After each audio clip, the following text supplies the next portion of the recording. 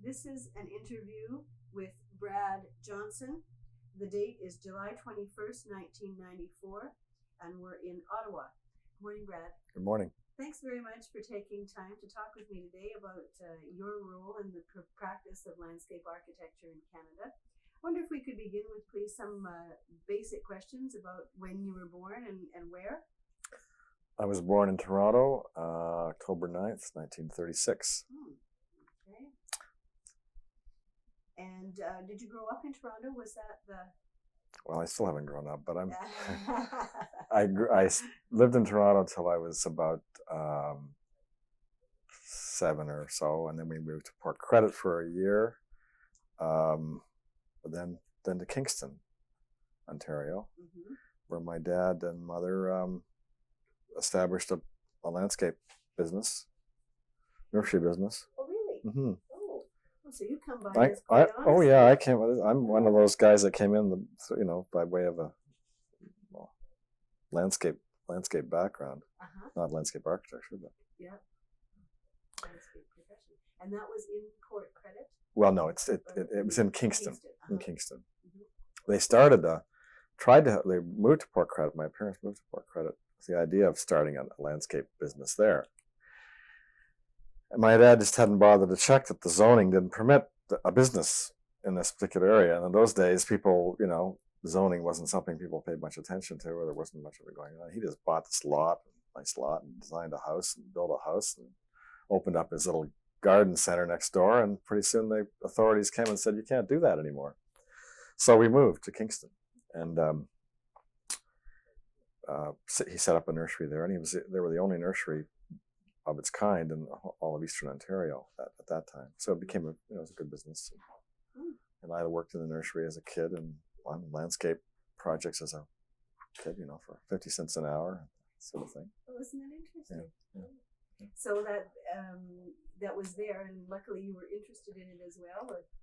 Well, it was just what I grew up with, and when I decided I wanted to go to university, the question was, well, what did I want to do? And the thought was, well, I'll get to something, take a course related to this, and come back and work with my dad and mother and take over the business, be a landscape contractor.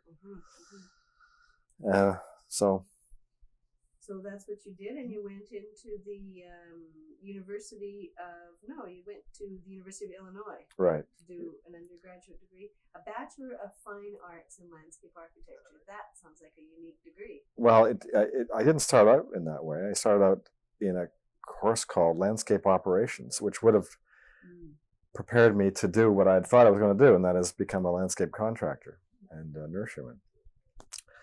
And when I got there, about 3 or 4 weeks, 5 weeks after being there, getting in the program, Chuck Harris, whom the name you may know, Charles Harris, was one of the teachers there, and he talked me into switching into landscape architecture. The two programs shared only a couple of little courses in the beginning.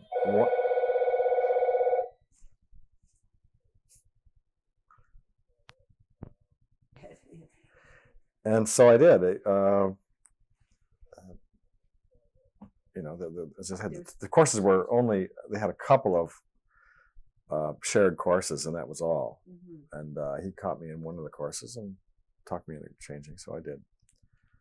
And I didn't know what landscape architecture was. Never heard of it before. Hadn't you? No. Even with the connection with the nursery? No, because in those days, the landscape architects landscape nursery people and contractors didn't even think about landscape architecture. Landscape architecture was a very little known Because this profession. was you went into university in about 1955? 54. 54? Yeah, I decided this was another good reason for going to the States was so I could avoid grade 13. I just went to grade 12 and then realized, okay, I don't need to do this grade 13 nonsense, which people were struggling through. We rode away and found out where universities were that taught these landscape programs, and Illinois happened to be one of them. There were no schools in Canada, so. That's what you mentioned. So interesting that you, even though that landscape, the nursery business was there, that you hadn't ever kind of come across this idea, Yeah. and especially with the Ontario Agriculture College and the University of Toronto, that there were people around who had been, of course, they weren't actually in landscape architecture. No, there was no landscape architecture program. There was nothing. Ontario Agricultural College had a horticulture program, Yes. which wasn't of interest to me. I don't know why I got it. I guess the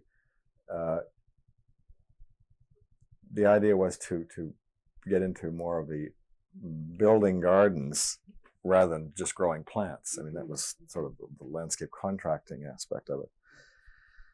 I wasn't interested so much in the plants as I was in, using them, I suppose. And how had your dad gotten into it? He took a course in during the dirty 30s. He took a course in landscape design by correspondence from some Chicago, the back of a magazine. But his father had been a florist, and all his family have been in the plant-related business of one kind or another. My uncles were all in landscape business. My grandfather, so on. They're all in that kind of thing. So he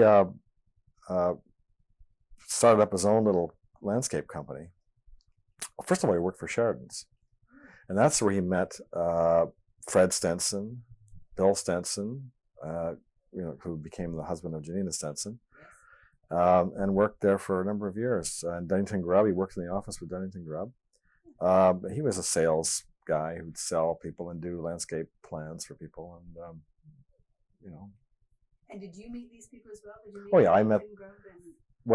I met Fred Stenson long before I knew anything about landscape architecture, just because he was an associate of my dad.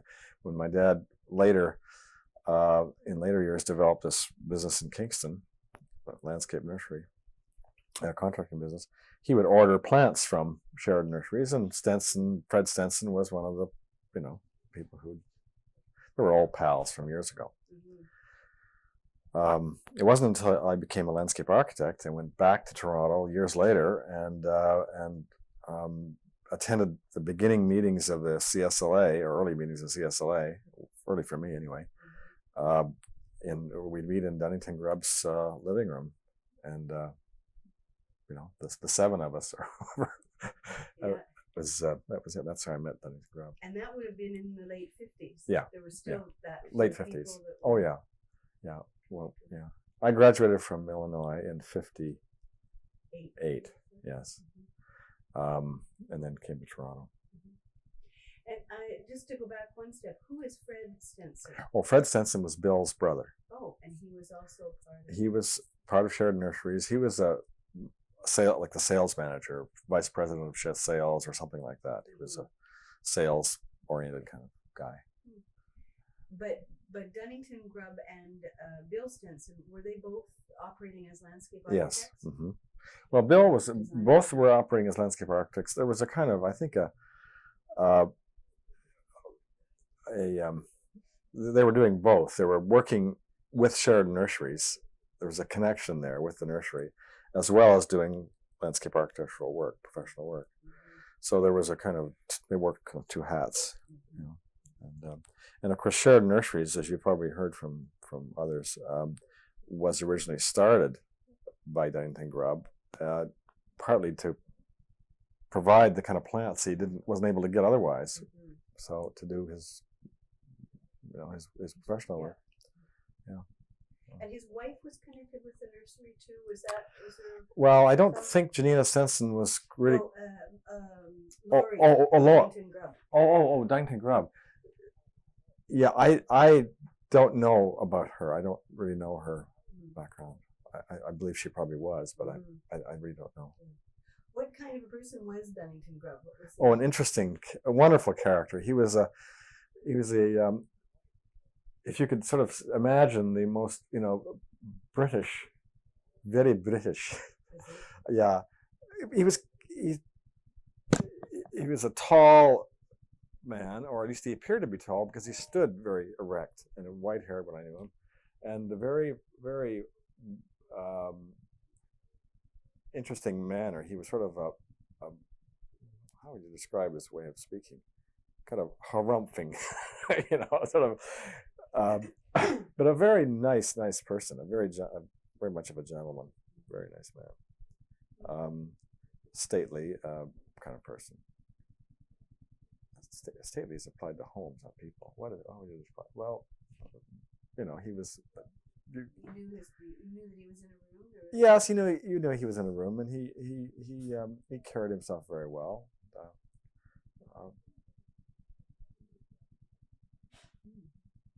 I didn't really. I never worked with him. I mean, we weren't working in the same kind of work.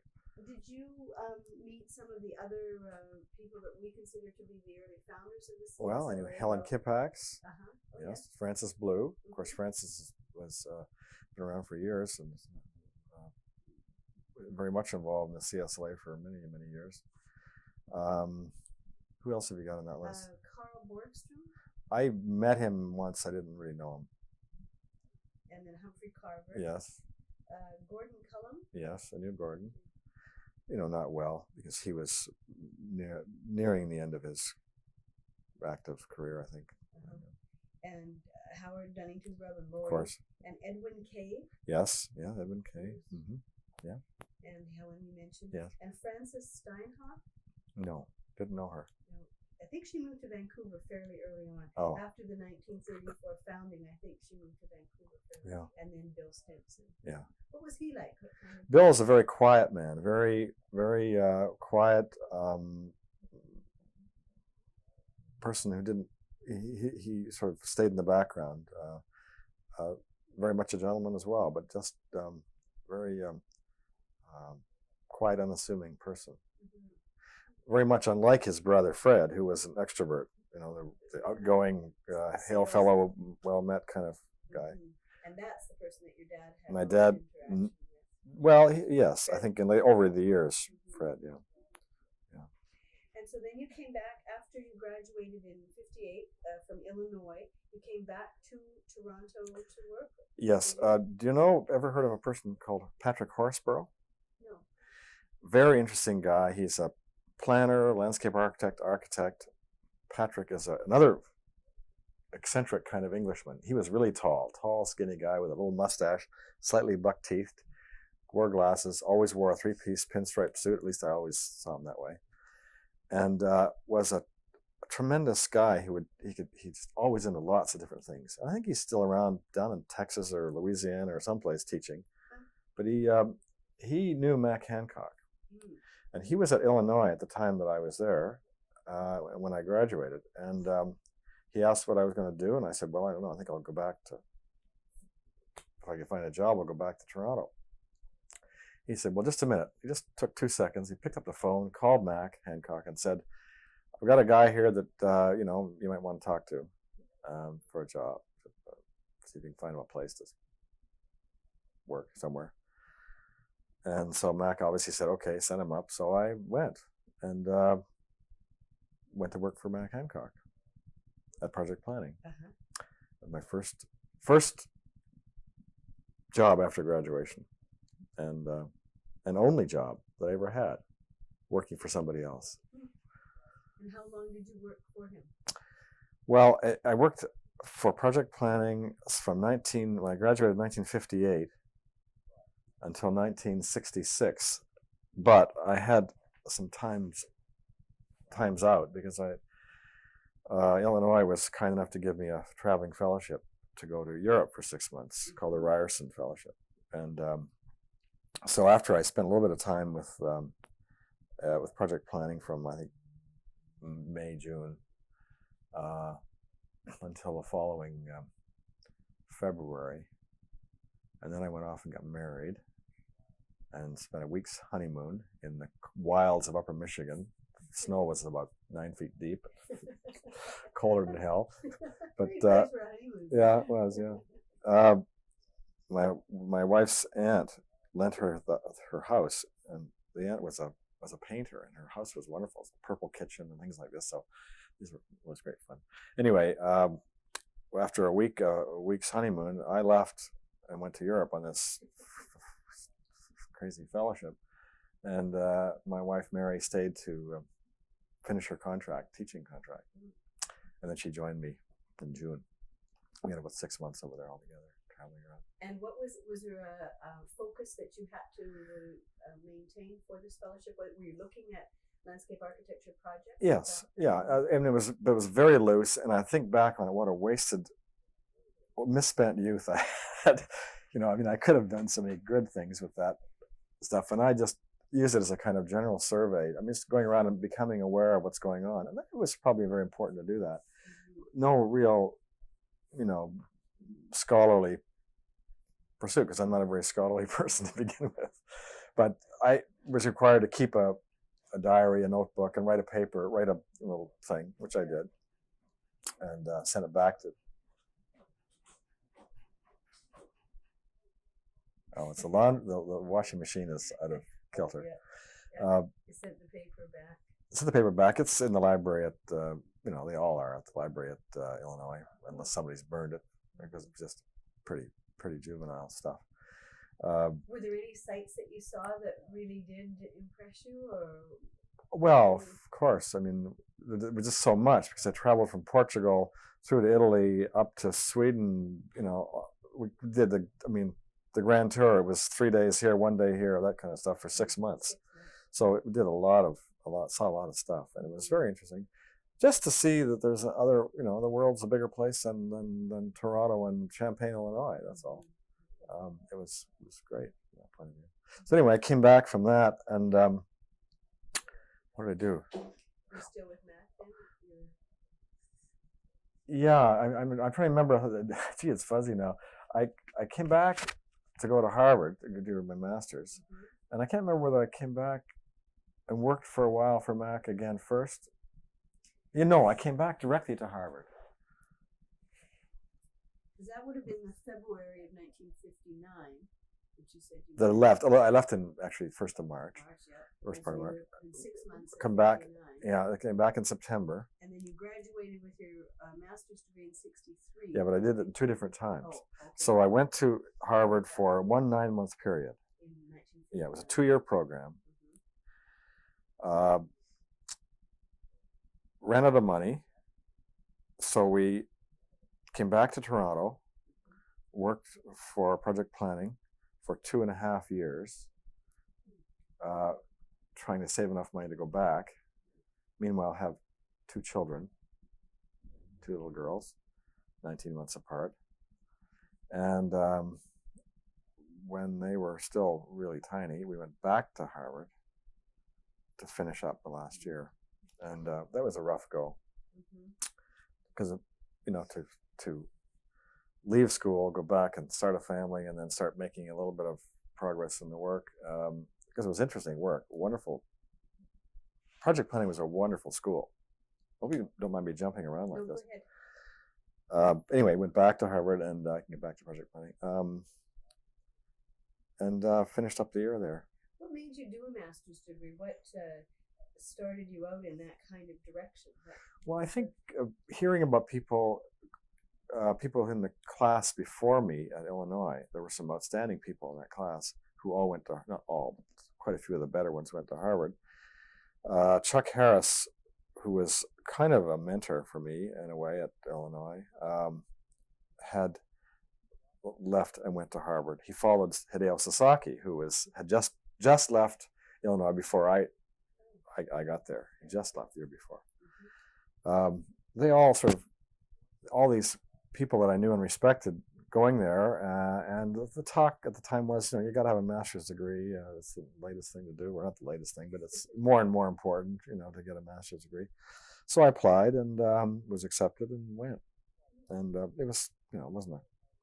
Did you enjoy that? I enjoyed Harvard. It was a wonderful experience. I regret in some ways, though, that the workload was so intense, plus working on the side, working in Sasaki's office to make a few dollars on the side, and with a young family with 2 little babies, living in absolute squalor. It was, it didn't leave enough time to take advantage of all the other stuff that Harvard had to offer. Wonderful stuff there. I mean, greatest people in the various fields. I remember a couple times sneaking out of design because we were just fed up with sitting in the studio and going in to hear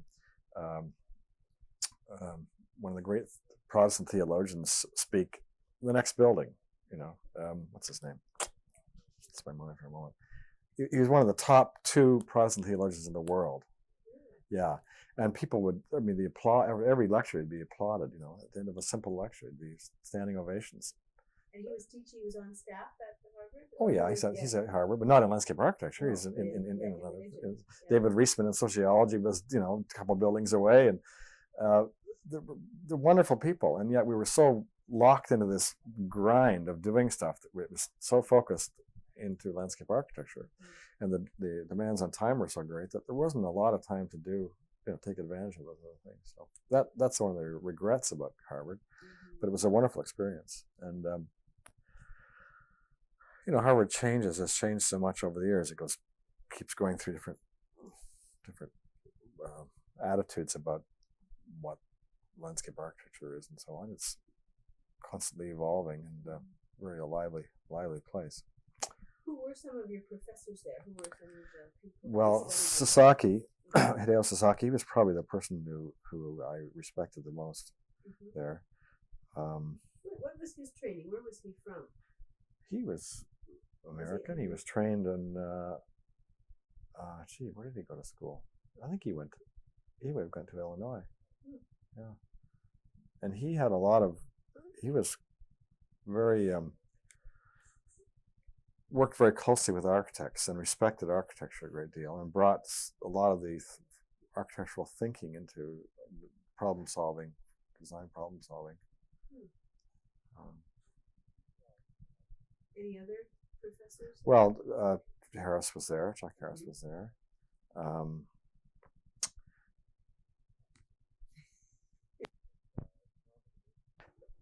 Of course, Norman Newton was a fixture at Harvard there, and he was,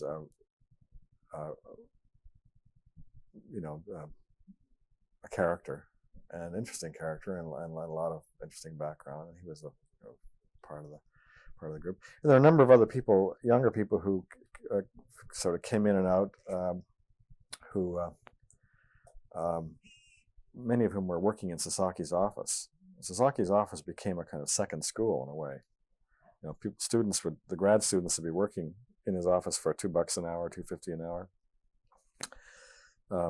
and some of the teachers would be senior associates there.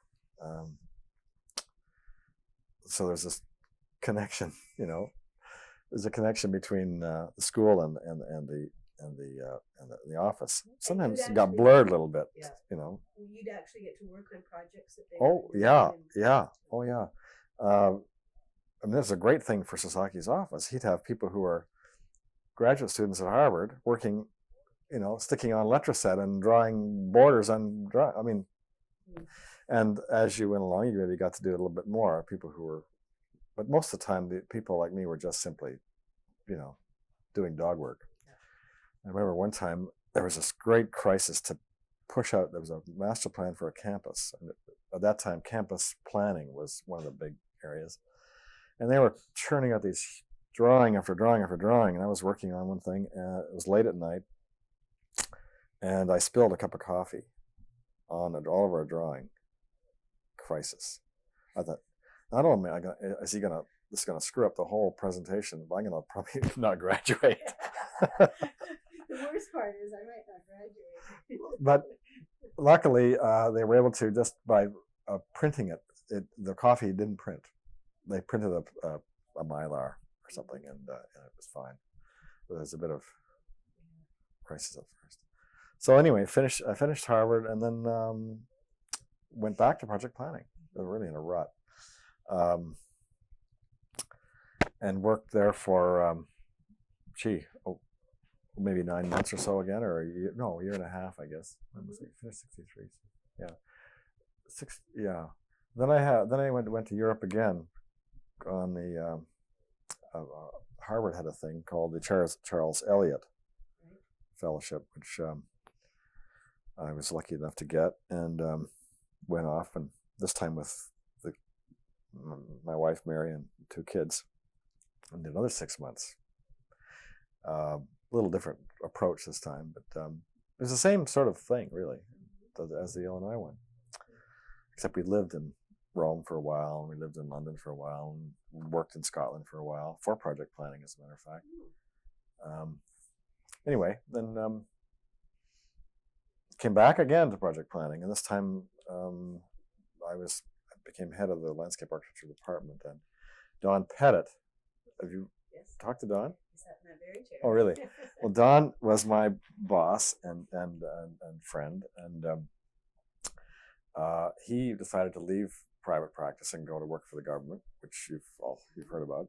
So I guess there was nobody else around. They said, "Okay, you're it." You got a master's degree. Yeah, you're it. But I was mentioned project planning, how much a wonderful school that was. Mm-hmm. Is this appropriate to? Absolutely. Okay. Project planning was contributed so much to the profession, not just landscape architecture, but to the whole idea of planning, design and planning in this country, because it was developed and operated at a time when there was very little in the way of collaborative design, collaborative work. And that group pulled together various professions and in a collaborative operation, at least supposed to be collaborative. And the approach of the firm was Mac's approach, Mac being a wonderful character and a kind of, person with a wild imagination and ready to take on anything, take on the world. His approach to having a collaborative practice was to have everybody that you needed for anything. And sometimes people would be called something when they actually weren't. Like if they needed an agricultural engineer on a job, you're the agricultural engineer, or whatever. So I may be embellishing a little bit, but that was the approach, that they had in-house every single skill that was needed to do anything. Mm-hmm. And there was some fantastic scheme that Patrick Horsburgh was involved with as well, where some group, and Mac was somehow involved in it, they're going to establish this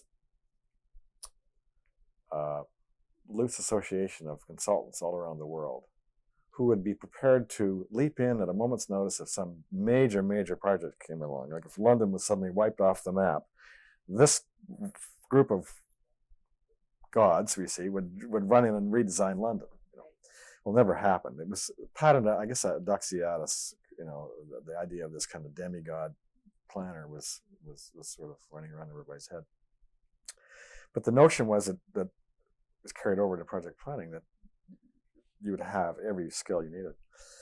But the way the office seemed to function, there was no father figure. Mac was not a father figure who leaned over your shoulder and said, "Do it this way, kid." He was off running in Europe or Far East or Africa or someplace promoting work, because he's a promoter. Mac's a great promoter. And so in my case, I think it was true of everybody else. Well, actually, I was the second full-time professional employee outside of the partners in that firm. When there were the 5 partners, and then Mrs. Williams, I remember her name, Mrs. Williams, the secretary.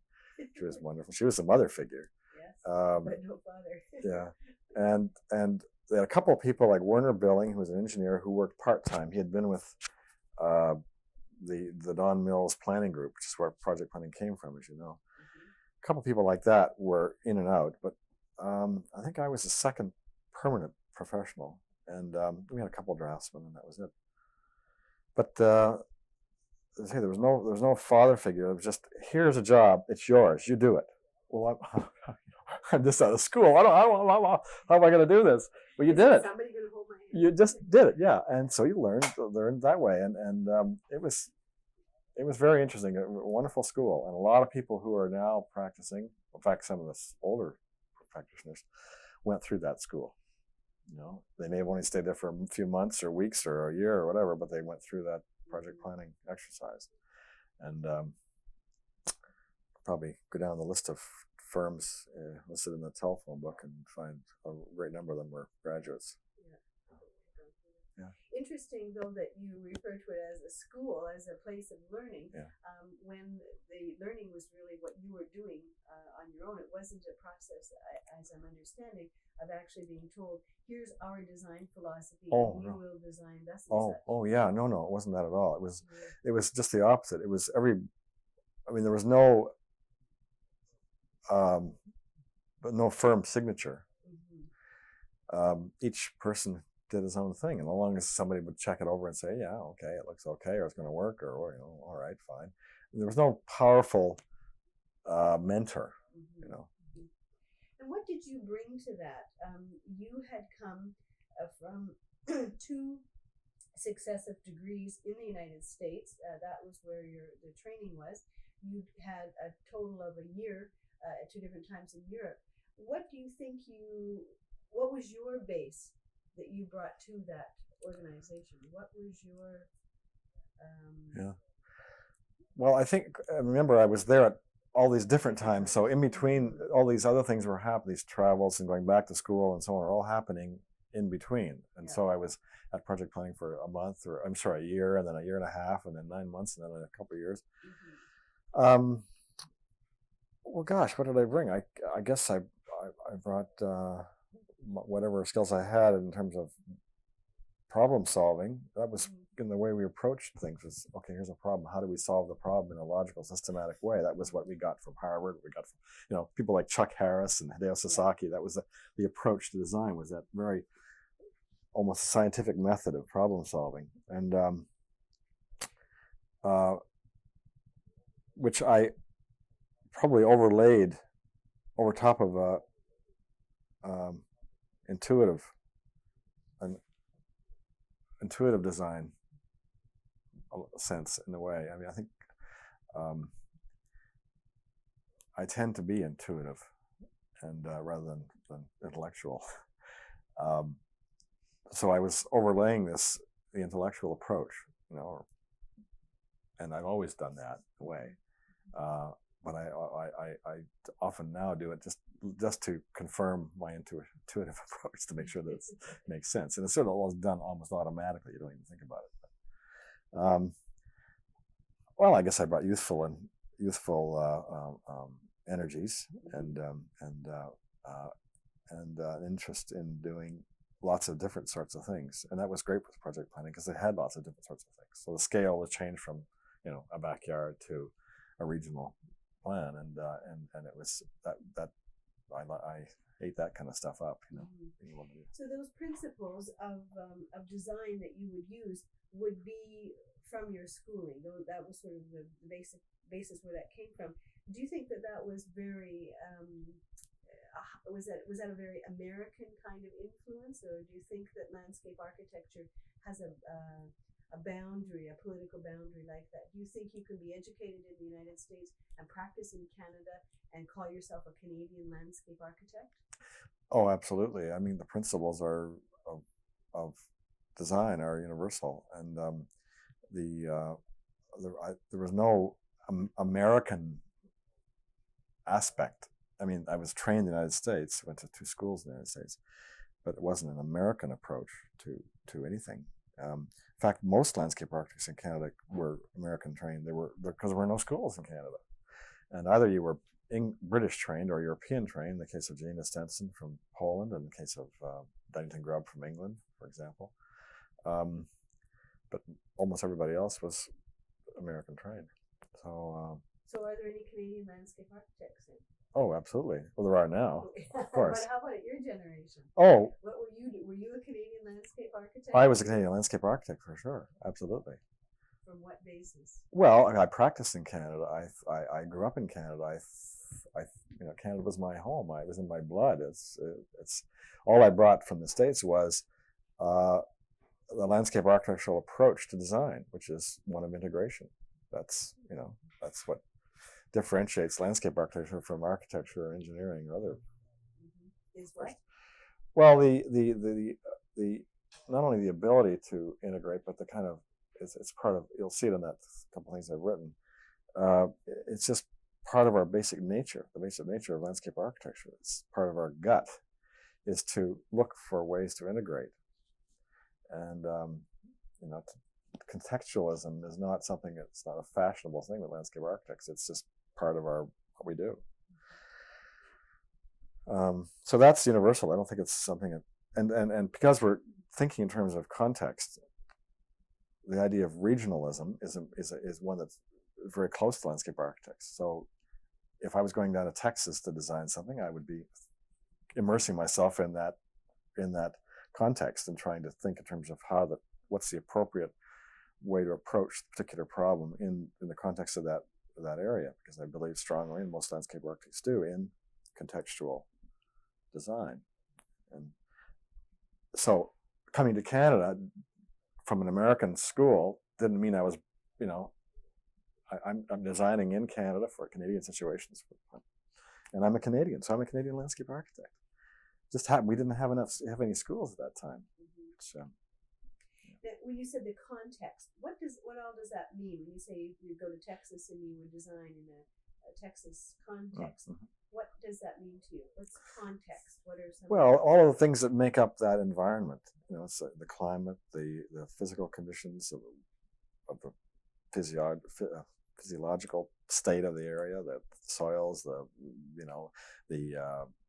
whatever it is, if it's an urban situation, the architecture, the way people operate and live, and so on. All those are part of the context which influence how you would design. Plant material? And of course, yes. Sure. The international style of architecture, which went for years, held that what's good for one area is equally good for another, and so there's this international style of machines for living, which were spread across the world, and didn't respond at one level anyway to the context. At another level, they did. The argument being that our design solution for a building, let's say international style, is totally neutral to the landscape, but allows the landscape to be what it wants to be. Yeah, there's that. That's kind of approach, but that doesn't work with everything. Work with Philip Johnson's house, but not with lots of others. Yeah. Well, I think there is a question that what is Canadian landscape architecture? What does that mean in terms of Canada and in terms of a nationalistic perspective? But I think that what I'm hearing you say is that the design principles are universal, and then you can take that to any area, and being respectful of the context within which you're working, then that's how you make the determination, and that then becomes is it Canadian, is it Danish, is it Dutch, is it European, of some other sort? Well, the country is so big that to say there's a Canadian approach or a Canadian style or a Canadian whatever, there's a prairie condition, there's a urban Ontario condition, there's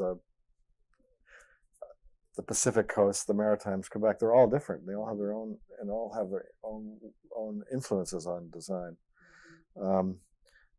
So I think it's important to be able to recognize and see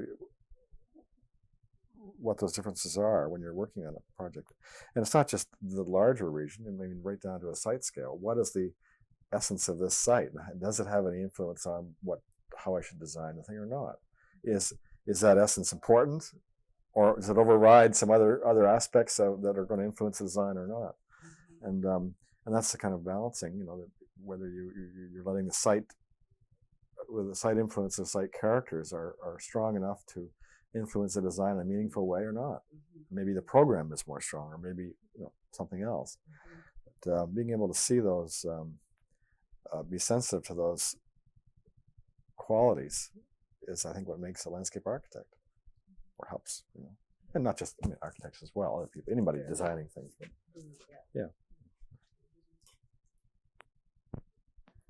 I wonder if you wouldn't mind talking just for a second about some of the specific projects that you did with project planning at any time during the course of your employment there? So some things that you think were very significant in terms of what they did for landscape architecture, or what they did for you in terms of your development, your career development? Well, see, there's a lot of different things. Not in any particular order. Or St. Lawrence Seaway project I worked on peripherally, not because I was back and forth so much that I wasn't. But that was interesting, just to be involved in the Seaway development, the Seaway Park systems.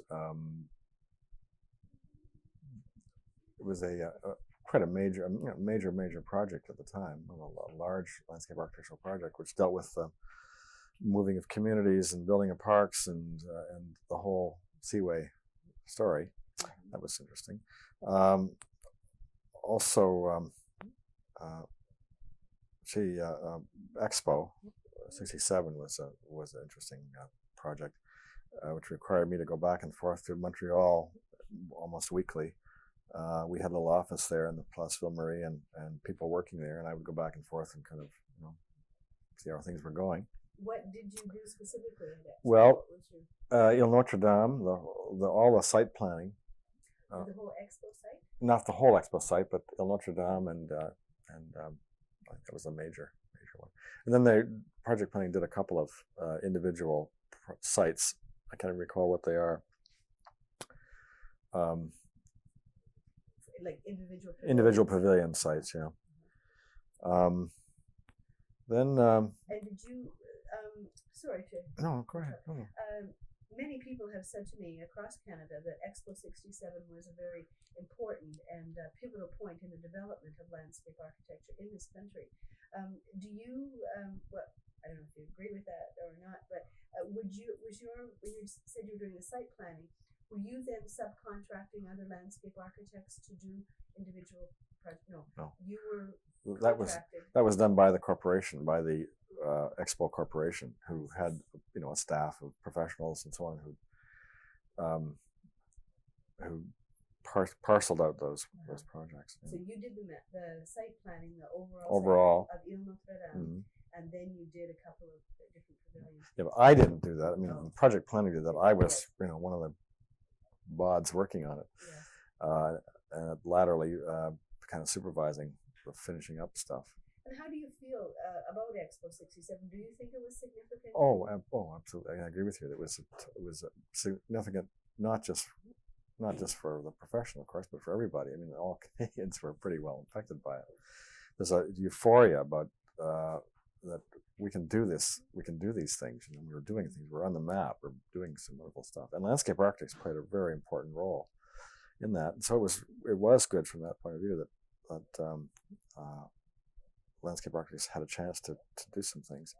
It also established a whole bunch of firms. I mean, just having that project there, all kinds of people set up shop to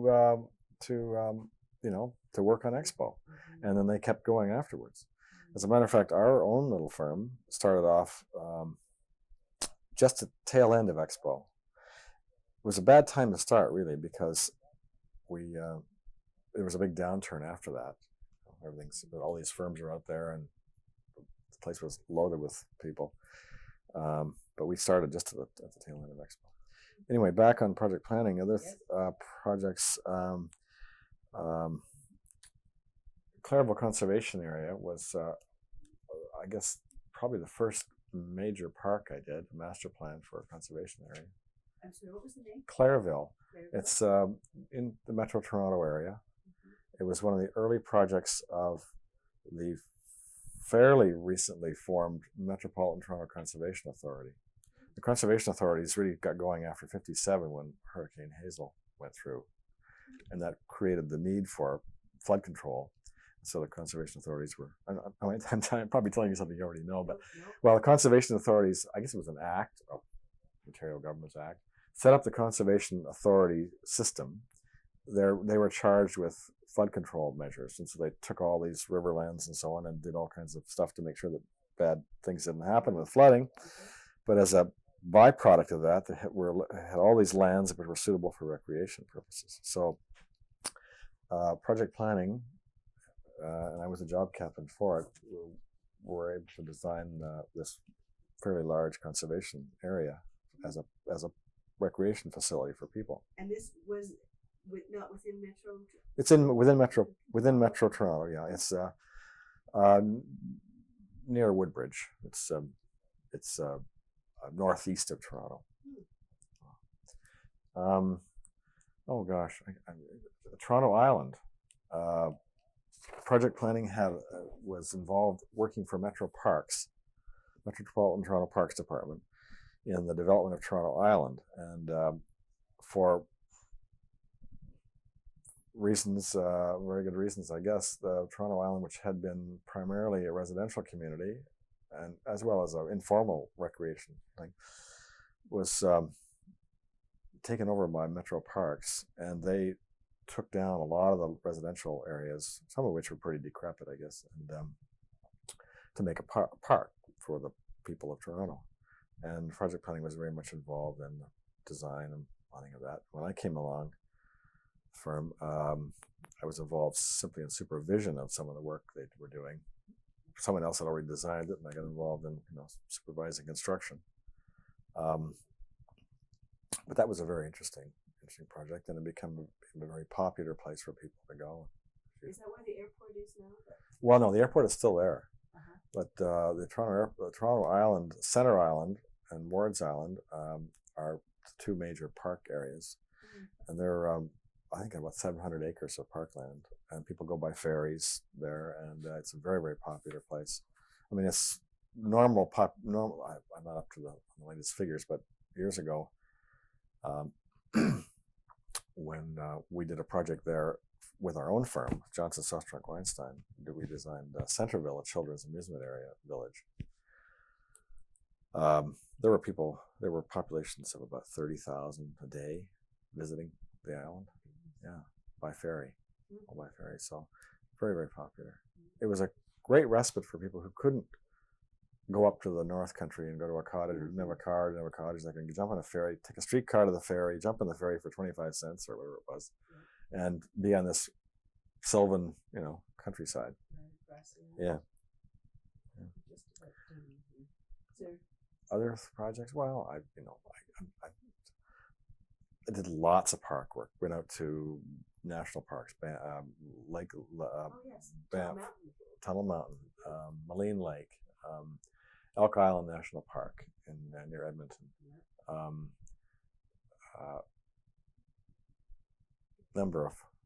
lot of parks. Parks in the, I mentioned the parks in the Seaway, parks in Metro. Just did a lot of park work, and who seem to know everybody in the whole world. Don has this wonderful capacity to know people and remember names, and has these wonderful, he has this very quiet, wry way of speaking, and he would drag me around to North Bay and Sudbury and Edmonton and down to Fredericton and all over the place. And we'd do work for small communities, designing little parks, up to Aurelia or around to someplace. And got to know all these people, and everybody knew Don. And it was a wonderful experience to get around and see the country. If I had more time to think about it, I could probably dream up a whole bunch of projects that I was involved in that were interesting, like Sarnia, Petrochemical Boulevard, and Stratford. Well, Stratford, one of my first jobs was Stratford. Again, supervising, not designing, but supervising the installation of a parking lot and some grading and some planting and stuff that was done by somebody else in the firm before I got there. And my first job, getting sent down to Stratford with my boots. Just go supervise. Here's the plans. Here's the specs. Go supervise this work, and which was a great experience. It was the year that Stratford opened. The Festival Theatre had its official opening, and the what do you call him? The Governor General or guy was there, opening things, and it was great fun. Met some of the actors and got dragged to the opening night in my work boots and corduroy jacket. Everybody else was in black tie. It was great fun, though. Yeah. There's an important irony there, I think. Yeah. Well, maybe we can actually. So then the time came when you decided that you should form another alliance other than project planning. What can you give me the details of that? Well, there were four of us: a planner, Philip Weinstein, an engineer, Hans Sustrunk, an architect, John Dyer, and myself. We were going to form. We were all at project planning. We decided to go on our own. We planned for about a year to do that. We built furniture at night with 2x4s, built all our own tables and desks, and met and discussed how we're going to operate and all that kind of stuff. And then finally, the architect dropped out. He was American and realized he couldn't practice in Ontario without losing his citizenship, because at that time you had to pledge allegiance to the Queen in order to practice architecture or something. Plus, we had a problem with architects who are very funny. They had a problem with any partnership at that time had to have at least 1/3 of the partnership had to be architects in order to call themselves architects. So we lost the architectural component. The three of us, Sustrunk, Weinstein, and Johnson, got together and formed a collaborative company in 1966. And our approach was slightly different from project planning. So we were collaborative. The idea was having different disciplines working together. We felt rather than having everybody in-house, all the skills, we would hire only the best people from outside. We'd be the core group. And if we needed an agricultural engineer, we'd go get the best damn one we could find. See, pay him this ridiculous fee of, $100 an hour or $50 an hour, whatever it was at the time, $100 a day probably. And operate that way, and which is what we did. And we set up the company in a little kind of a second floor of a house in Yorkville, the hippie haven. At that time, everybody was in bare feet and marijuana wafting through the air, And I remember we opened our practice, opened the office for the first day, Monday morning, 9 o'clock. We sat there like this, sitting there waiting for the phone to ring. By 11 o'clock, we had 4 jobs. Yeah, people knew. Don Pettit called up and said, "I want to be the first to give you a job," and that was involved me coming down to Ottawa here, and 3 days a week, and working on Moline Lake master plan, which was a very interesting. The reason they wanted me down here because they had a young staff at the time, and they wanted someone who had some experience in parks planning to kind of help oversee some of the things that were being done. And this was through National Parks. Yeah, that's right. who Don was with at that time. Parks Canada, yeah. Well, it wasn't called Parks Canada; it was called something else, but it was Parks Canada then. So I did the master plan for Moline Lake Park, and the working drawings, and supervised other people, and all that during that period of time. And I was doing that 3 days a week, coming up back and forth, commuting to Toronto. During that time, I remember watching people in the same office were engineering people, draftsmen. And this may not be printable, but during that time I did all of that. This one guy was tracing a drawing. He was an engineering. This is an employee of Parks Canada. He was tracing the same drawing when I left as he was when I started. How is it that I don't find that hard to believe? I worked for Parks Canada. Yeah, well, it's not just Parks Canada. But anyway, so we set up the practice, and we did all our own work. I mean, we had no drafting people; just did everything ourselves. But we were expanding and getting more and more work and doing quite well, and finally grew and grew and grew a little bit. But we had a policy that the client always got a principal. The principal was totally involved in a project, one or more of the principals. And so therefore we decided that we would not grow beyond a certain limit, so we could still continue to do that. And our name was on the door. It wasn't project planning. It was Johnson, Sustrunk, Weinstein, and you got Johnson, Sustrunk, or Weinstein. You didn't get Joe Bloggs in the back table. That was our approach anyway. I'm not sure it was necessarily the right one, but it worked for us for quite a while. And it went from 66 to 80, 81 or 82, during which time we did a lot of projects across the country. Some of the major ones being? Well, I think maybe I could go through by decade. Would that be? Kind of makes me sound so old. Gee. I guess the 60s, we started in 66, so the big project in the 60s was the zoo, Metro Toronto Zoo, for which we did the master plan.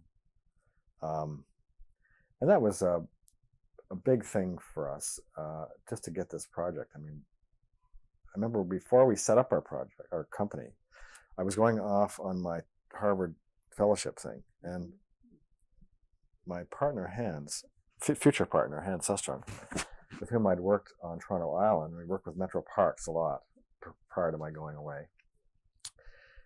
He knew that Tommy Thompson, the Metro Parks commissioner, who's a real character, interesting guy, and Metro was thinking about a new zoo. We had this little tiny Riverdale Zoo in Toronto, a little small place, not really fitting for a great city. So he said, look, when you're over in Europe, look at zoos. So I did. We came back. We set up our practice after I came back, and sure enough, we were able to get involved in doing the zoo. And at that one point, Raymond Moriyama was involved, and he then was relieved of his role and no longer involved. And we were asked to take over and do the whole master plan, which we did. Funnily enough, though, I heard 2 weeks ago some article in the Globe and Mail mentioned Moriyama, talking about Moriyama getting an award. He's still claiming to have designed the Metro Zoo, which I find really funny. But not so unusual, because there's another case in Alberta right now of an architect claiming to have done something in landscape architecture. Yeah. Well, it's anyway. It was a wonderful experience to be involved in something as big, as complex, as costly. It was a $20 million project, in which the landscape architect played the principal role of, putting the thing together. And did you? You were the... Well, it was a big group of people, of course. The Metro Parks people were involved. Chris Roberts was one of the people involved. Tommy Thompson. Dr. Scollard, who is the person who looked after the Riverdale Zoo, was a wonderful person, bringing the animal side of things into the pot. I guess my engineering partner, who did all the engineering kind of stuff, and we had another guy associated with us called Lawrence Casley, who is a structural engineer. I guess my role was the conceptual one of putting together a master plan concept, an idea of how to translate the idea of a zoo geographic theme into a scheme, a plan on the land. And that was very exciting. And like a lot of projects, we all have regrets about things. And my regret there is that what was planned, not that the plan was necessarily the end-all plan, but it was a good plan, a very good plan, that didn't get built. It was not the plan that was built. It was pushed around and distorted and mangled by so many people before it actually got on the ground that it just killed me. I put so many years of my life into that thing, and then it really tore up my guts to see what happened to it. How it was mishandled. But anyway, it was a very interesting experience in the late 60s. We finished the plan in 69, I think it was. And was that unusual at that time for landscape architects to be sort of in that dominant? Yes, that's, I think, the thing that made it special for me, and maybe for landscape architecture in Canada, if I could be so immodest as to say, that it was one of the first, may not have been, but it was certainly a major project in which a landscape architect played a major role, an important, perhaps pivotal role. And for anybody who cared to look or listen, could see that a landscape architect can do more than simply do little grading plans and plant trees and design parking lots. There was a philosophical base to what we were doing there, as well as a fairly hefty technical, complexity to this whole thing, putting all these parts together. And it wasn't just one person, but certainly landscape architect played a lead role. And the one of the big issues there from a design point of view was relating translating the idea of the program and letting the site itself, the characteristics of the site played a major part Well, the site characteristics played a major part in influencing the design. So there was a case where kind of an empathy to the site and an understanding of the program. The two were able to be married in a way that produced the planet. What were some of those characteristics of the site that Well, were important? First of all, the site was 250 acres of tableland surrounded by a 400-acre river valley, 70, 80 feet down below, steep-sided river valley. In the middle of the 250 acres was a woods, a beautiful woods. And the site sloped from the road, let's say the eastern side of the site, sloped up to the western side of the site, where it then dropped off into the valley. And a transition occurred at this wooded area in between the two. So we went from flat area to the woods, and then up a hill and to the next sort of plateau, and then over to the cliff. It's probably hard to visualize it just in words, but and a lot of these flat site had been scarred by strip mining of gravel and so on, and the upper higher site was an old worn-out apple orchard. Well, the concept was to take this wonderful little woods and leave it intact, but ring it with we're talking about zoogeographic. So there's 5 different zoogeographic areas of the world. They were ringed around the outside of that woods, and the woods was left as a kind of breathing space, a kind of neutral zone, which gave meaning to the various parts, which radiated around that thing and that utilized that tableland. That was, I guess, the sort of real focus of the thing. So the idea of zoogeographic was translated into a kind of string of beads around this centerpiece of Ontario woodland, which is left in its natural state. Now, that's what you designed? Is that what was? That's more or less what happened. But what the significant things that changed the plan were, and it's almost technical, where in our original plan we had the notion that around this core woods, it was called, the pavilions were located, and close to the core, the pavilions was a band of fairly intense arrangement of exhibits of animals, or places for animals to be, with the idea being that people could do a pavilion tour fairly quickly and sort of tour the world without having to go too far, and they could see the high interest animals close at hand near those pavilions. So for older people, for children who couldn't walk too far, you got a kind of overview of the world's animals and the stories that were told about them and how they related to humans and so on.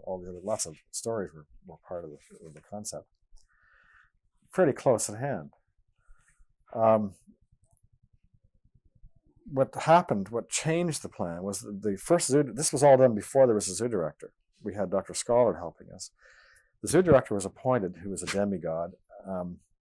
And for whatever reasons, he decided that he wanted to change the approach and take the high interest animals and fling them out to the far reaches of the zoo, with the idea being that by doing that, he would drag people back past some of the lesser exhibits to see these special ones. The disadvantage of that is that it costs so much to service those areas, because these high interest animals had high servicing costs, they required fancy moats and sewage treatment and all kinds of other things, that the budget was eaten up just putting a few of these exhibits way out in the middle of the hinterlands. So now you walk around the zoo and it's desolate. There's vast areas of emptiness that you have to go through to get to something good.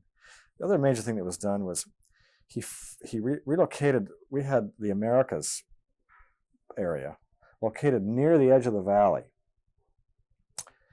so the south end of this ring around the core woods. That would enable the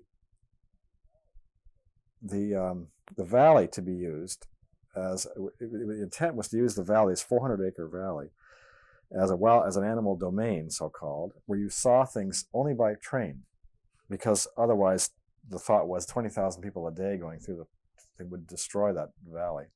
So we said, okay, the way to do it is we'll put a vehicle through it. You go by train and see animals are running free, more or less. They actually were going to be in paddocks. And this was to be a North American animal domain, because it was natural setting for North American animals. So that thematically, it made sense to have the Americas Pavilion close to the valley where the train was going to go, also close to the front entrance where you could connect with the train. So there's an obvious reason for having a train near the front entrance. What the zoo director did was change flipped the whole thing around and moved the Americans to the other side, away from the valley, totally disconnected,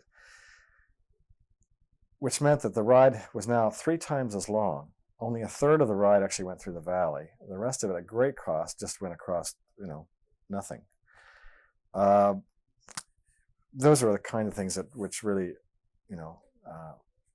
upset me. And the third fundamental thing, and maybe other people wouldn't notice this, but the notion was that these pavilions around the core woods were to be totally separate from the circulation system. The main circulation system was supposed to be a major walkway called the core walk, which linked all of these things. It didn't go through them; it linked them, right? So that it was a neutral zone, and it belonged to the Ontario core woods. In the design of the first pavilion, the African pavilion, the zoo director and I guess the architect working with him, who was a wonderful architect, Ron Tom, in his group, decided it was better to bring this walk right through the middle of the pavilion. This created a total confusion in terms of circulation, because you walk into the African pavilion from the entrance, and then you're out the back door of the African pavilion. Now where are you? You're not. There's no sense of where you are in the world, and that's really a key. One of those 3 things are the key things that hurt. So, but the main thing was the budget was just totally killed by this servicing problem. Anyway, I don't want to dwell on that. That's old stuff. But that was I think for the 60s was a significant project. Okay. In the 70s, there were a bunch of them. Rundle Park in Edmonton. Rundle Park was one of the first parks. I don't know if it's the first park in Canada. It was the first one we did, and maybe one of the first in Canada where there was a new direction given in park development. It was a case where we began to challenge the client's program, and I began to realize that often what the client thinks they want is not what they need to have. The whole system of education. Yeah. So that began. I guess that might have been the beginning. Maybe not the beginning, but it comes to mind as one of the first ones where I realized that one of our jobs, if we're going to be really effective, is to challenge. Challenge those programs and make sure that what we're doing is really the right thing that needs to be done. Mm-hmm. The client says, "I need a new something or other." Well, you don't need that at all. What this situation needs is something else. And at the same time, you can get your, gizmo, whatever it is. Mm-hmm. The program in Rundle Park was basically to take this 300-acre area, which had been a garbage dump in part, and pit mined in another area, big holes in the ground. But it was a wonderful site right next to the river, to make it into a park, primarily to serve the needs of the South Edmonton residential area. Sports fields and all that sort of thing. And the problem was what to do with the garbage dump, because they still had to keep dumping there. And we looked at it and said, there's a potential here to do more than just build a park for the South Edmonton residential population for ball diamonds and so on, and picnic areas. Because of its setting on the river, key location of the river, good highway connections, there's a potential to serve the whole region. And we developed then a program of a whole range of activities which were serve a much wider need than just the ball diamonds. We introduced the notion too that parks should be more than just places where you sort of plant the trees, put the play facilities in, mow the grass, and turn people loose, but rather that there can be programming and activities and an involvement by someone, directing what's happening and helping people and guiding people and programming activities and so on, like Harbourfront is doing, where you've got in Toronto, where you've got a lot of organized programs happening and events going on and so on. And that notion hadn't really been used in parks. So that became a fundamental part of the Rundle Park concept. What are some of those things, like the programming things? Okay, well, there were, maybe I should explain that the Rundle Park was, the plan broke into 3 areas. There was sports area in the middle with all the fields and things like that. There was a golf course put on the landfill, the garbage dump site, because it was a kind of facility that could tolerate the conditions of the golf course. We got the city to, they were wanting to continue dumping for a number of years, so we got them to grade. As they dumped, they graded a certain way and ended up with a finished golf course. But the third component was a kind of family recreation center, which provided places for teens to seniors and all kinds of creative play experiences, building places where kids could build things, problem-solving areas, various kinds of activities, which many of which required programming. Someone to say, okay, we're going to do this kind of activity, or running a teen program, or running a seniors program. All those things were put together in one sort of melange of a big, sort of a play world, if you like. Only a fraction of which has been built. But yeah. Are you aware of anyone else having used that basic concept of those ideas and implemented it in some other parks? Not. I wasn't aware of it. Not in that way. Yeah. At the time. That was interesting project for us. Then a couple of other things in the 70s. Humber Bay. This was at a time when when landfill in the lake wasn't considered a bad thing to do. Now it's a terrible thing to do. But at that time, it wasn't. The Lake Ontario. And it was also during a time when there's an incredible building boom in Toronto. And all the excavated material from construction sites, when they dig basements and dig foundations and so on, there's zillions of yards of material had to be disposed of in some way or other. So the notion was to build things in the lake. And we designed a park called Humber Bay Park, which was built totally on landfill in the lake, hauled by truck. And I don't make any apologies for it, even though now it's not the right thing to do, because it has impacts on the on currents and flows and marine aquatic life and all kinds of other things that are not so good. But at the time we did that, my one partner, Hans Sustring, was did marine work as well as regular civil engineering, and he was involved in calculating the shapes of these islands so they would do the right things with wave deflections and create beaches and all that sort of stuff. And we made the park in a way that would really bring back the waterfront to the community, because up to that point, everything had been built on all the ticky-tacky apartment buildings and the roads, and there was no, other than Toronto Island, there was really no waterfront land for people. And you can go there today, and it's very nice. It's wild. The idea was to have a bit of a kind of refined sort of designy area near the entrance, and a place where people had model boats and learning to fish and things like that. But we developed an internal lake system which went into a stream inside the island, and it gradually, as you moved away from this beginning part, it got wilder and wilder and wilder until it's totally a wilderness kind of area that's never maintained. It's just allowed to grow. The birds come in, the people walk around little paths. It's wonderful. It's a bit of wild nature in Toronto. So that was, I think, kind of interesting. Yeah. So that kind of, the idea of bringing the lakefront back to the people is kind of interesting. And the other thing in the late 70s, I think, was maybe one of the better things I've done. And yet it's never been built, and never been. I think it's just gathering dust somewhere. That was Lakeshore Park in Oshawa. And this again was challenging the program. The program was to take a look at an old park, an old lakeshore called Lakeshore Park, which had a dance pavilion in it back in the days of the big bands and stuff. And it had just sort of gone to seed, the whole thing had gone to seed. And we were supposed to look at it and do some things to fix up the shoreline, and which my engineering partner was doing, and look at the circulation and so on.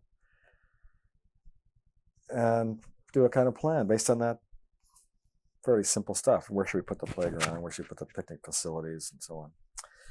And looking at it, it seemed to me there's a lot more potential for that area. Right next door was an industrial harbor, which was being abandoned. They were moving the industrial harbor someplace else. So here's this great big harbor, a couple of, half a dozen oil tanks, piles of coal and things like that around, just sort of sitting there. And at the edge of the park, existing parkland, was three little historic houses that have been brought there by the city. Pioneer cabin and a couple of houses. And a road went between, at the edge of the park, there was a road, and then there was this big area of industrial land over the harbor. So I'd been interested in the idea of public-private partnerships, trying to get that sort of notion to work in a very, quiet way. It was just sort of trying to do things that involved that public-private thing. And I did a concept for the park, which created a new kind of a commercial, tourist, commercial, industrial, marine-related core, which is a way of bringing Oshawa down to the city of Oshawa down to the water, because Oshawa, as you may know, is quite removed from the lake, no connection. Yeah. So if we can make a new center down at the lake, where there is marine-related or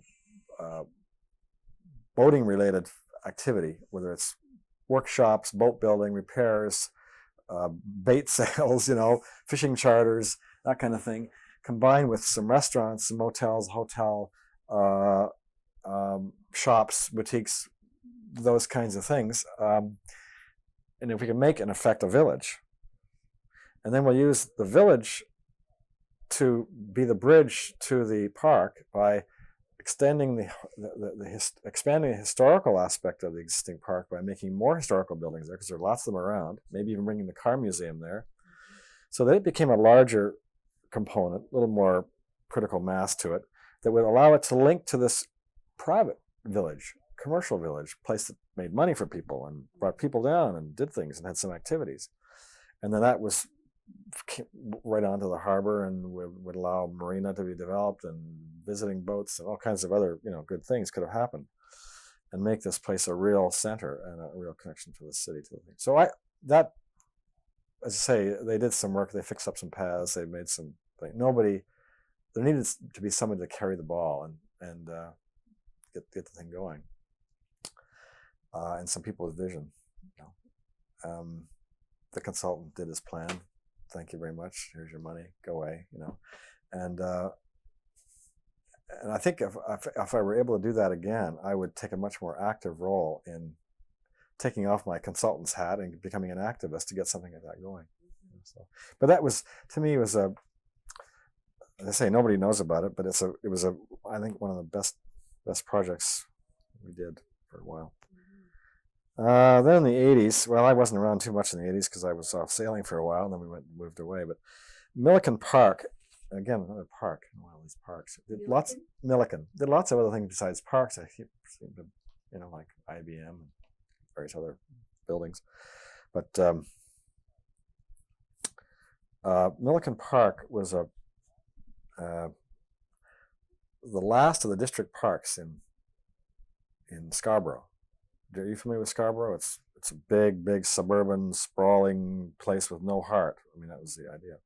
They had a category of park called District Park. It had a formula for it: 50% active, 50% passive, serving 120,000 people. We got one left to do. We had done the fifth one, which is another story. But and they said, for this one, we're going to open it up and make a competition, and we'll loosen the rules a little bit on this one, just to make the competition interesting. We'll have a competition and invite people to the competition to design the last district park in Scarborough. So we did it, and we won the competition, which was based on the notion that the park should be designed by the people, and we would simply provide the tools to do that, basically. And it would be the park would basically be just a core centerpiece with the kind of a structure which would be a place for arts, for a part would celebrate the history of Scarborough to give it some sense of itself as having a background, a place for recreation and performing arts and creative arts. But that was all. It was only structured to the point where there'd be a place for those kind of things to happen. And then the idea was that it could be an evolving program, and again, involving an impresario kind of person who would actively program and get people doing things and so on to create some excitement. And the rest of the park was just a bunch of grass, and it was a place to program. We showed in the competition. We did 7 boards, showed Scarborough Fair going on there. We showed the World kite flying contest, and this stuff just to generate people's interest in the fact that you could have a totally unstructured area where people could program these events. No ball diamonds, no things. If you want to have a cricket match, you could have one, but next day it might be a Scarborough Fair or something like that.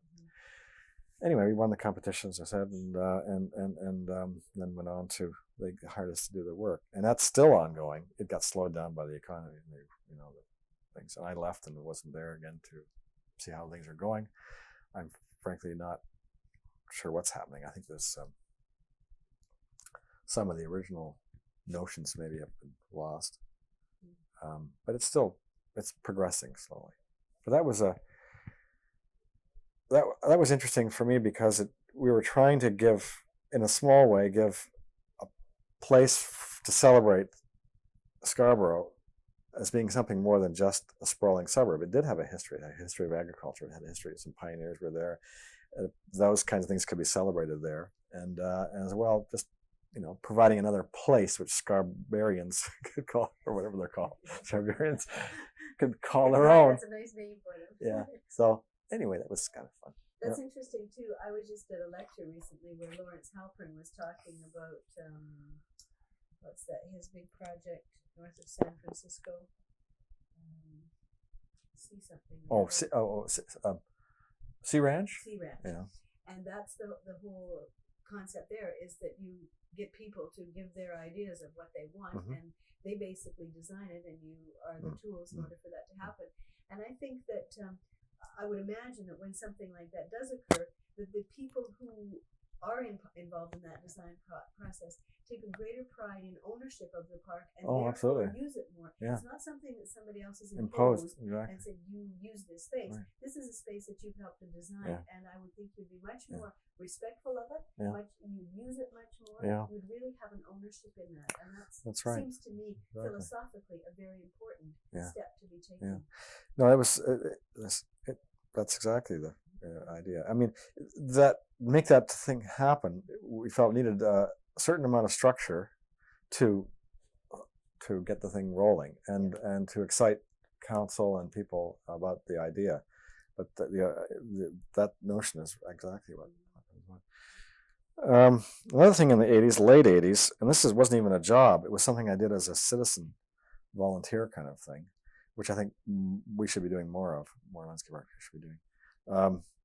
In Kingston, I'd returned to Kingston after a 30-year absence, and when I left Kingston, the waterfront was a railroad yards and old, industrial buildings and so on. I came back, and it was even worse. It had high-rise buildings that are totally insensitively done, and just really pretty much of a botch up. And there was one remaining site, a 7-8 acre site on the waterfront, and I just arrived back in Kingston, and I saw in the newspaper, this is a big field of rubble, site of rubble. In the newspaper, they were starting to publish pictures and stories about the developer who was proposing this scheme, and there were people who were getting worried about it because it was high rise and so on. And so the newspaper, it got to be a pretty hot issue.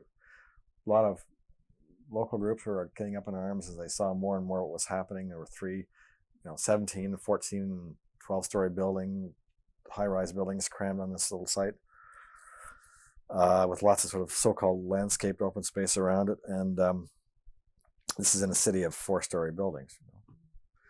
So the newspaper, as a kind of crusading venture, said, "Come on, people, come forward with ideas. If you don't like this thing, what's better?" People were coming in with, "Let's make it a park. Let's make it a museum." And so here's an $8 million property owned by a bunch of developers, and they're going to make it into a park, or a museum. So I saw this thing in the paper on Friday. A plan was published in the paper. Well, there was no scale on the plan, so I went down to the site and I pasted the site off. Came back and over the weekend I drew up a plan, and the approach being that the only way it's going to work is if we can make a plan that gets as many units in this site, but does it in a way which is friendly to the city. Then it's going to work, or could work. And I did that. I made a scheme of the same number of units, different forms of architecture. Instead of having high-rise buildings taking up a little amount of land, so you had 75% open space and 25% building, I reversed it, which allowed the buildings to come down to a scale of a maximum 6 stories and extend the existing street grid through the site so it became a continuation of the existing street, the streets being the open space and the public square on the water and so on. Same exact number of units, just different, and low rise. And I took it into the newspaper and took it to the Parks Department director, and it got quite a bit of publicity. And I got called by the local citizens group. Could I come and work with them? And we did. Anyway, that was a very satisfying thing for me to make an impact like that, and without planting a single tree, And what was done? What was the well, the scheme was defeated. I mean, there was a big public outcry, huge number of meetings and all that kind of stuff. And it wasn't just my little scheme that did it, but I think it helped to say, look, there are better ways of doing this. You can do this. You can develop this site. You don't have to go by the high rise. The developer was crying, well, we got so many units, we're allowed to do so many units. Well, okay, there's your units. You don't have to do it in this way, which is totally obscene by, 4 or 6 story city putting these 17-story buildings in. Historic city too, as you know.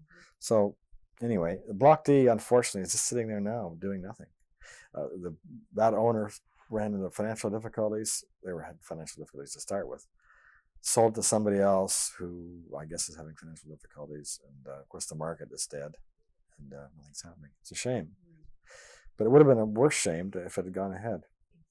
And so and there were articles written in the paper and editorials written in the paper, and it mentioned landscape architect. I thought, my God, I've got more publicity for the profession, not for me, just for profession. Well, for me too, but that wasn't. Yeah. From doing this one weekend worth of volunteer, a little mini charrette on my own, then I couldn't possibly buy that kind of publicity. Couldn't possibly buy it. So just from a very selfish point of view, selfish from the profession's point of view, if more of us did more volunteer work, and I worried about, am I doing an unethical thing, giving away whatever, giving away work, something that should be done by a professional. Well, hell, nobody was going to do it. They weren't going to hire anybody to do that. So I felt, no, this is ridiculous. I'm a citizen. I can say what I want to say. So there's a tremendous opportunity and I think a need for more of us to do community efforts like that. And in the last while, I've been doing more things in my own community. So that was land of the 80s. In the 90s, well, a bunch of stuff. I don't know what time you've got, but I'll just go quickly. Things like Etobicoke Waterfront, which I did with Philip Weinstein, my old partner. We work together a lot now. Off and on, we're still separate firms because we all. Oh, by the way, Johnson Susterk Weinstein is no longer. It exists as a firm, but the Johnson left in 81. Weinstein left in I think 85 or something, and Susterk left in 88 or 87 or 89, something like that. So the firm still goes on, carries its name. I don't know why these guys that are running it don't get their own names, but we still get blamed for lots of things they do. Anyway, I work occasionally with my old pal Philip on various projects, and he's a terrific planner. And we did a plan for the Etobicoke Waterfront, which is so-called Motel Strip. And this is pre the what's his name commission, the what's his name? Go ahead. David Crombie Commission on the waterfront stuff. I guess I think it's been kind of forgotten, but we were espousing the kinds of principles, bringing public access to the water, of publicizing the waterfront rather than letting individual developers run their buildings down to the water. We said, no, there's got to be a road there. It's a public place next to a park. Development can happen behind, and in ways that are more compatible. Recently did the study of the Guelph River systems with Philip and a number of other consultants, in which we looked at not just, again, this is a bit of a challenging the original idea of the study, which was to, how can we improve the rivers, the quality of the rivers, water quality, the natural qualities of the river. We saw the rivers as something that the city should turn its face to, rather than turning its back to, because in the industrial times, everybody backed onto the river, dumped their junk out the back, and that was it. So a lot of what we were trying to do is to find mechanisms or guidelines, design guidelines and other mechanisms, to influence how new development, redevelopment of the city would face the river and connect to the river and make the river a real focus. So that became a very important part of that study, as well as the fixing up and making the water nice and making sure the right fish were growing and the trees were growing and so on. It was really an urban design exercise as much as anything else, and I think a really good study. What year was that? That was just 2 years ago. 2 years ago. 2 years ago, so Yeah. in 1990. This ended last year, actually, finished up last year. And were there other river studies that you used as a basis for any of that? Because there's been lots of work on rivers done. Well, I think Huff Stansbury did the Don River systems, and we certainly looked at that. But there was their approach was more of how do we naturalize or protect the natural qualities and reintroduce the natural qualities of the river, and that was a part of what we did. But we kind of expanded to become more how the river can be a kind of focus for a renewal of the city in a way, as the built form of the city. And then there's other places too, like San Antonio. Yeah. Well, San Antonio was, again, that was yes, exactly. That San Antonio did do that. It did refocus activities along the river. Yeah, that was very much of a precedent-setting thing. Sure, of course. What we were faced with in Guelph, and the same things happened in another one, the Brockville waterfront, was challenging the use of the zoning bylaw as an instrument of getting the dreams of the official plan realized. The official plan is simply a vision of what people want the city to be, and the zoning bylaws are the kind of mechanisms which kind of, get that dream realized, help or hinder. And we felt that it was a flawed instrument, that just giving someone so many units per acre, is not the way to go about it, because you're translating, that translates into 16, 18, 20, whatever story buildings, and just to get the number of units on. And so the other ways of approaching it, we're looking at from an urban design point of view, visually, and from the city's feel of the city, what's right for the city in terms of how it appears, what's the street facade look like? Is it more appropriate to have a 4-story building with its facade right up to the street line, than to have a 16-story building in a kind of sea of so-called green, which nobody can use, a landscaped open space that's no man's land, which is better for the city? And we felt, no, it's better to have use up more of the site, bring the scale down, bring people close to the edge, consider how the street edge is formed by buildings, and let these urban design principles guide the way that you give people density, let's say. So things like floor space index and so on was used.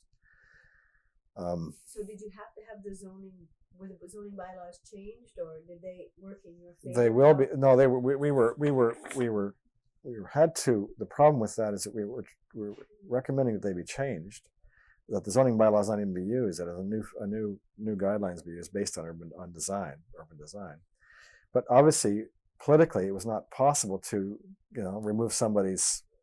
If a guy gets 160 units, you don't want to. He's got to keep his 160 units some way or other. So that's why I say this other way of creating those units was the way we solved that problem.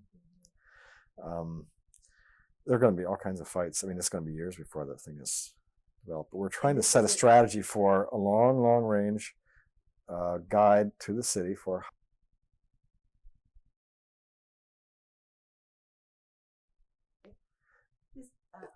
This is a continuation of an interview with Brad Johnson.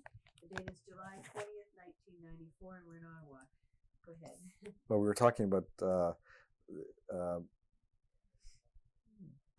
helping communities shape how their cities are being built or rebuilt.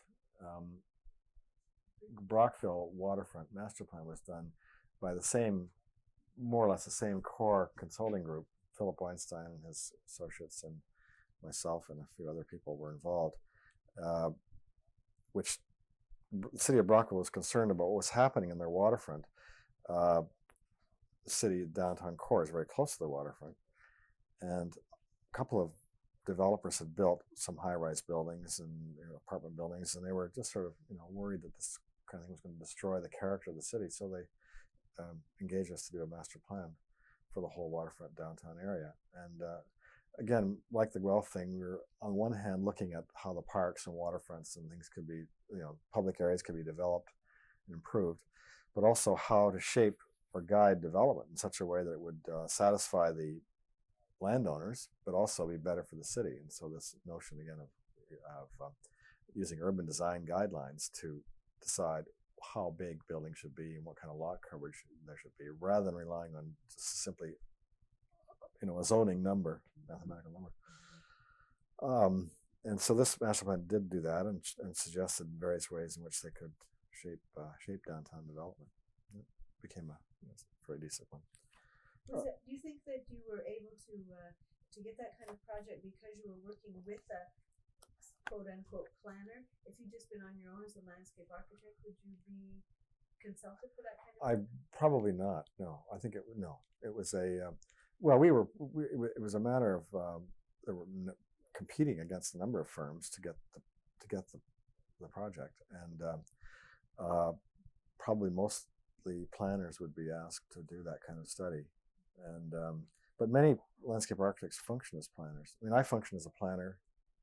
The hat comes off and on, not as a physical planner, design planner, not a person who does zoning bylaws, things like that.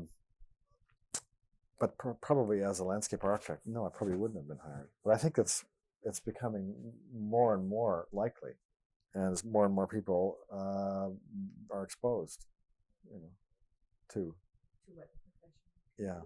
Yeah. Certainly, we're if not directly capable of doing all of that kind of study, certainly capable of playing a very important, a key role in it. In fact, it was the notion that I expressed in the proposal of that the critical aspect was lot coverage. That was going to be the key aspect of the problem of controlling development. Was how do you regulate the way lots are covered? The zoning bylaw says you can only cover 25% of the lot if you go a certain height, because and that produces exactly the wrong kind of development. And so we said we challenged that, say that isn't the right way to go about it. Lot coverage is the key issue, and that became the key issue. So that came from a landscape architect. Not that it couldn't have or wouldn't have come from somebody else. It just happened in that case to come from.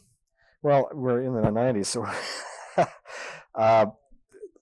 just recently, again with Philip, he and I, just as two individuals, did a long-range strategy for how Durham College, which is a student population of 5,000 in Oshawa, could expand to be a 20,000 student university.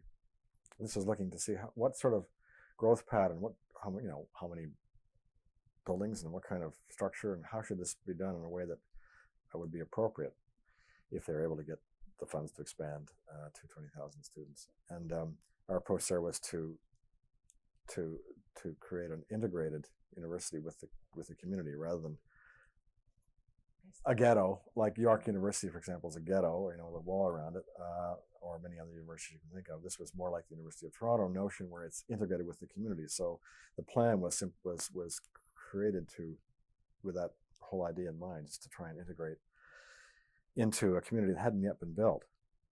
So it's all new land, but the planning was done to incorporate other uses of the university, residential, commercial, industrial, other things all into it. That was kind of fun. Well, lately, a couple things I've been doing. A housing development, which two of them actually. You asked about whether a landscape architect would be asked to do certain things. These are both projects where I have done the client has said, I've got a piece of land. What do we do with it?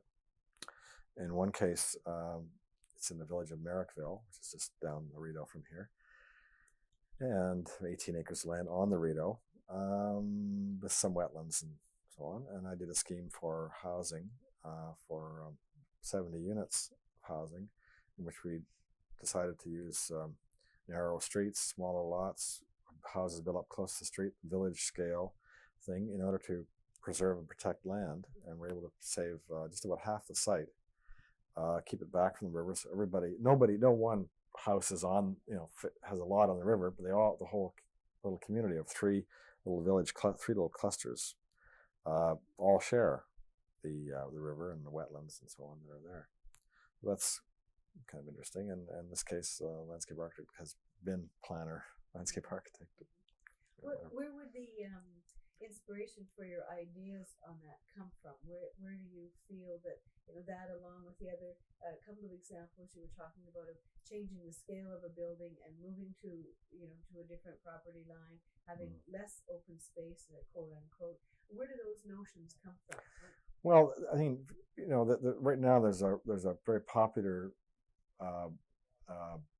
approach to suburban development called neoclassical design, with the whole idea of returning to the small town feeling, people walking around villages like Seaside in Florida that have been done, which are very well known.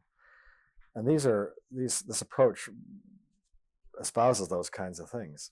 But people, planners, landscape architects, certainly our own firm, were frustrated for years trying to institute some of these notions of questioning, why does the street have to be 66 feet wide? The suburban streets, the houses are too far apart, the lawns are too big, the scale is wrong for pedestrian social interaction, all kinds of other things. And it was just too hard to beat the established rules, the way things were done. Until lately, and the last few years has been because of popular things like Seaside and so on. There's been a kind of rethink about whether we're doing the right thing in our suburban areas. You look at some of the suburbs and see how rotten they are. You say, well, maybe we better look at something else. So it's not that this is just a new thing. It's something that we now have the means to do. There's a sympathetic ear. The proven authorities are more sympathetic to these kinds of things, and so we can get away with it. So,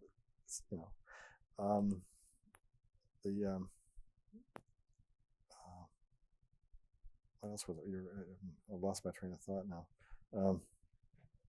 Where did the ideas come from? Well, always wanting to be able to do these kinds of things. The idea of consolidating.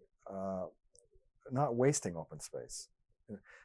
Taking open, something that I've tried to do for years, is say, let's not waste open space by putting places that don't need it, giving them all this buffers and like industrial lands, so making them like parks. The hell with that stuff. Consolidate the open space bits, put them all together in one chunk, and let's have some meaningful pieces of open space. For example, you could take in a new suburban community, measure all those little bits of what I call meaningless open space, put them all in one lump, have keep an area actually in a natural state, not even disturb it at all. Only eat into it a little bit as you need to. If you need a ball diamond, all right, you have a place for it. You eat into the side of it. You don't destroy the rest of the natural area. Let it remain in agriculture, remain in in a natural state or whatever. In the case of Merrickville, that was one of the reasons for trying to pull things together. Aside from having people have a more friendly kind of streetscape, if you like, was being able to protect more of the site. And because Cerrito is, as in all rivers, in jeopardy because people have built right up against the shoreline, they've put their cement walls up, they tear down the trees and mow the grass and all that stuff and kill the habitats, there's nothing left of the river. So this was an attempt to say, let's pull back from the edge, give everybody a chance to look, but nobody is right on it, And so, these ideas have just been there over the years. We've been either thinking about them or trying to do them, and being frustrated not being able to do them, and now finally getting the chance to try them. Yeah. So it's a tremendous future. Now, there's landscape architects got a marvelous potential to do things. Like what? What do you think that the future does hold? Well, I think landscape architects are capable, or can be capable, of directing and taking more of a lead role in determining strategies for how communities and places are developed, and not just carrying out somebody else's concepts. When I say that, I mean landscape architects do concepts, but they do traditionally we've done concepts within a specific boundary, within a certain framework that someone else has established, and I think we have the capability to establish those frameworks. It's going to take some doing. I mean, landscape architects have to get out and assert themselves more and learn how to communicate better, and take stands on issues. And I say these things, and I've done a little bit of it, but not anywhere near what I should be doing. I feel kind of guilty about the fact that I haven't promoted or pushed or as any more than I have. I've preached it, I preach the fact that our schools have to somehow make sure that graduates can speak and write, communicate, and much better than they do, and not only are able to do it, but have the will to do it somehow. And landscape architects have always kind of been, I think, I equate landscape architects, the character of landscape architects, traditionally with the character of Canadians. You asked about being a Canadian landscape architect. I think they're both the same. I mean, there's a kind of quiet, modest little kind of, I just do my thing, and not very much blowing of horns. Whereas I would characterize architects as being Americans, Yeah, sort of. But so we've got to do more of it, and I think we are. We're starting to do some things, but we have to be capable too. And just because we have a degree in landscape architecture doesn't mean we're capable, and doesn't mean we're any good.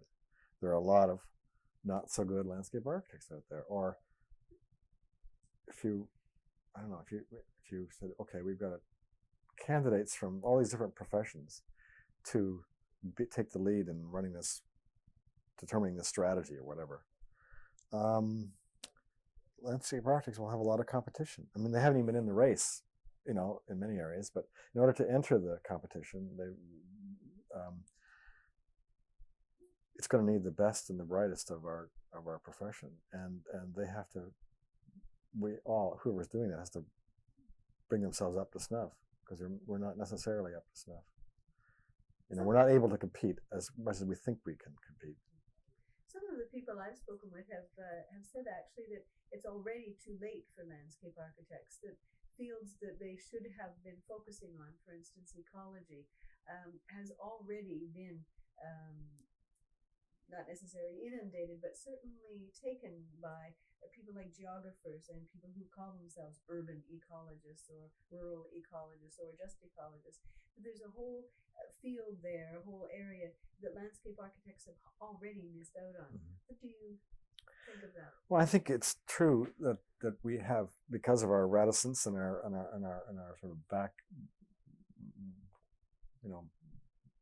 staying at the back of the pack kind of attitude, we have let other professions take over areas that we should have taken the lead on. I don't think it's too late. I think if we can show leadership, we'll play a role, but we have to show leadership. And just because someone says, "Well, I'm a geographer and I'm going to be an urban," I think they have certain capabilities and lack capabilities, and we have to find out where we fit in.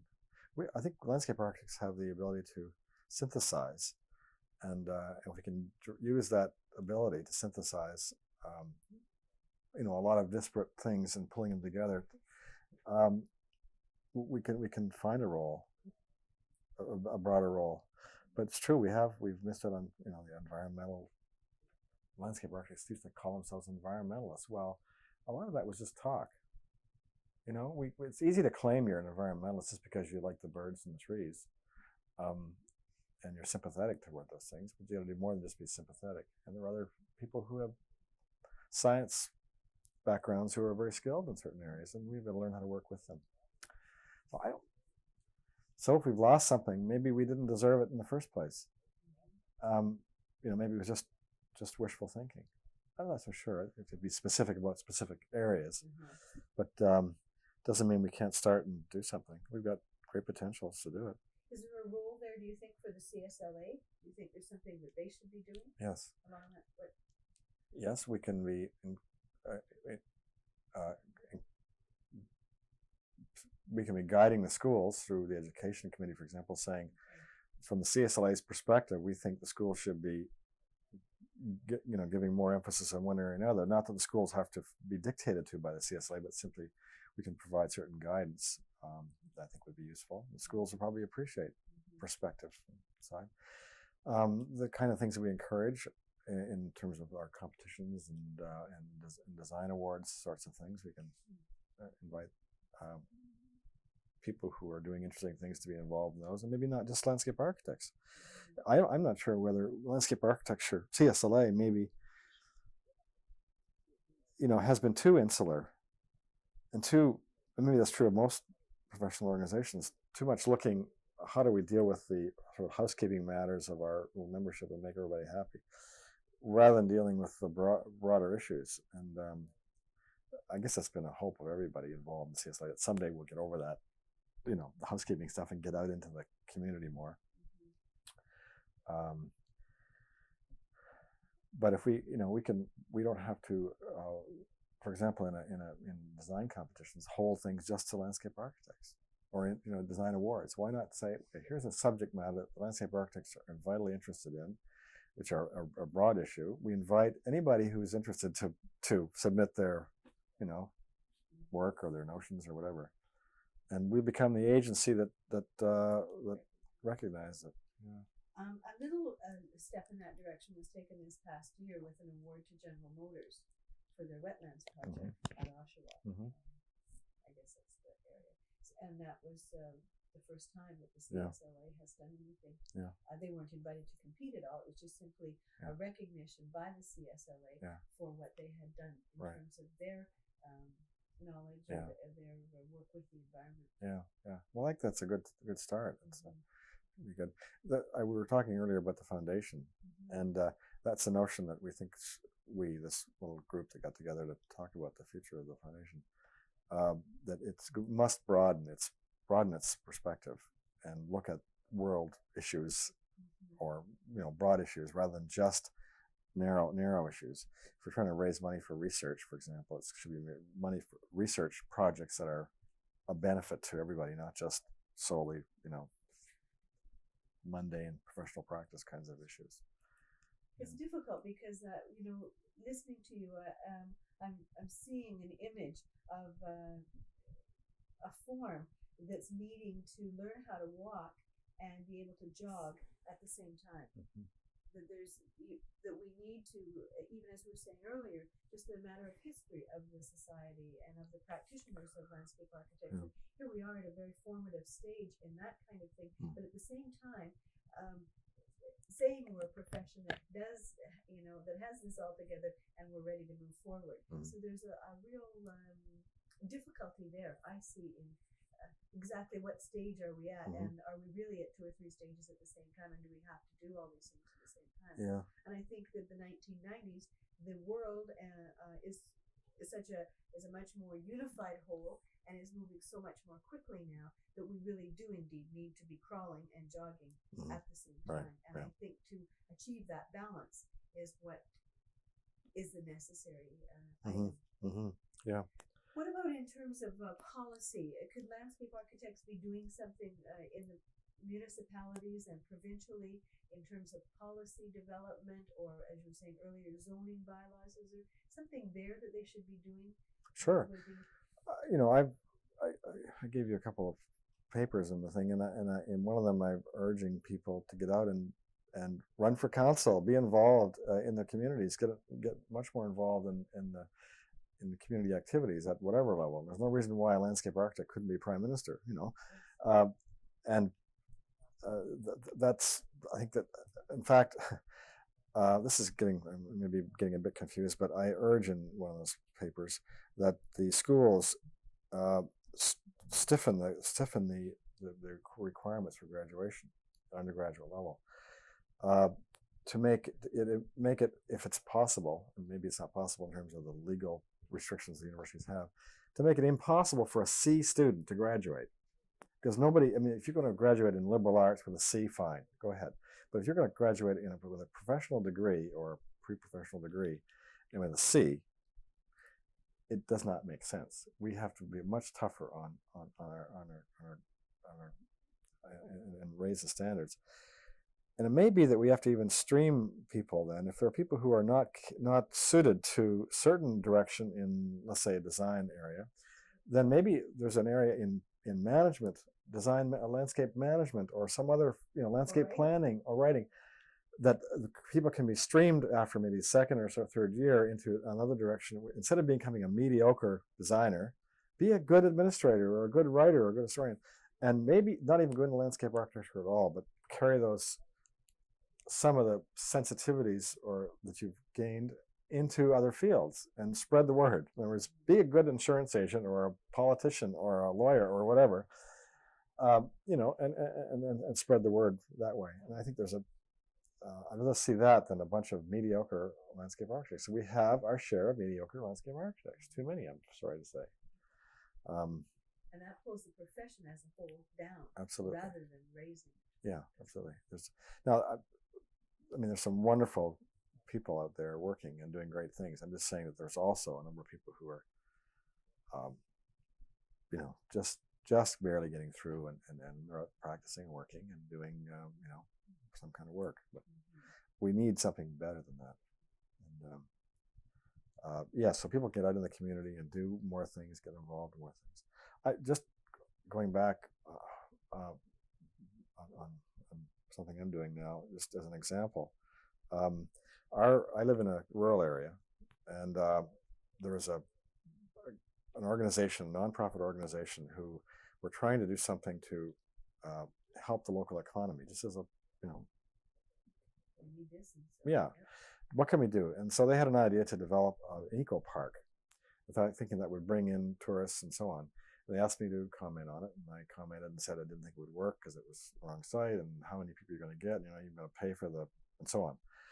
But there's another opportunity to do something else, perhaps, which would take advantage of all the wonderful attributes of our area, which it's historic and scenic and natural areas and all kinds of good stuff. And I noted that the one bit of trail system that went through the area didn't even connect to some of these highlight areas. So, well, maybe we can develop a trail system that would highlight or tie these things together. So we've embarked on a study I set up a program for how you'd go about doing this, almost kind of like it would do if I was doing it as a job. And we've got a volunteer group together to actually do the work. We've got a provincial grant from Jobs Ontario, hired a guy and who bought a computer and so on. We're now doing inventory of all the existing businesses, the attractions in the area, cultural attractions, existing trails, and so on. It's all going on a database. We're working towards building a real system, which involves all the businesses and so on. Well, this could be I hope an important thing, and we've got a very enthusiastic response from all the municipalities in the county. We've gone to every municipality and spoken to them all about what we're trying to do and so on. And we're just in the early days of doing it. But there's a case where initiative can be, landscape architect can use some initiative to introduce something and go out and make an impact of some kind. So more of that kind of thing would help. Are there any specific areas that you see landscape architects functioning in the future different from today? Are there any, I know that's a very difficult kind of question, but because it's such an evolving sort of thing. Yeah. But if you were to give suggestions to a graduating landscape architect, either at the graduate or undergraduate level, are there areas where you would suggest that they focus at all? Well, landscape architecture is so broad. I mean, you can be almost anything, and people have varying interests. And if you're interested in the natural world, and there are all kinds of environmental areas one could get into that may not involve any of the traditional landscape architectural works. There are government agencies that work in those kinds of areas. Planning, urban planning, or regional planning is an area that landscape architects lots of landscape architects have been involved in, but not many think about it as a kind of direction to go, as a kind of career path, to get into urban planning. But I think there's areas there.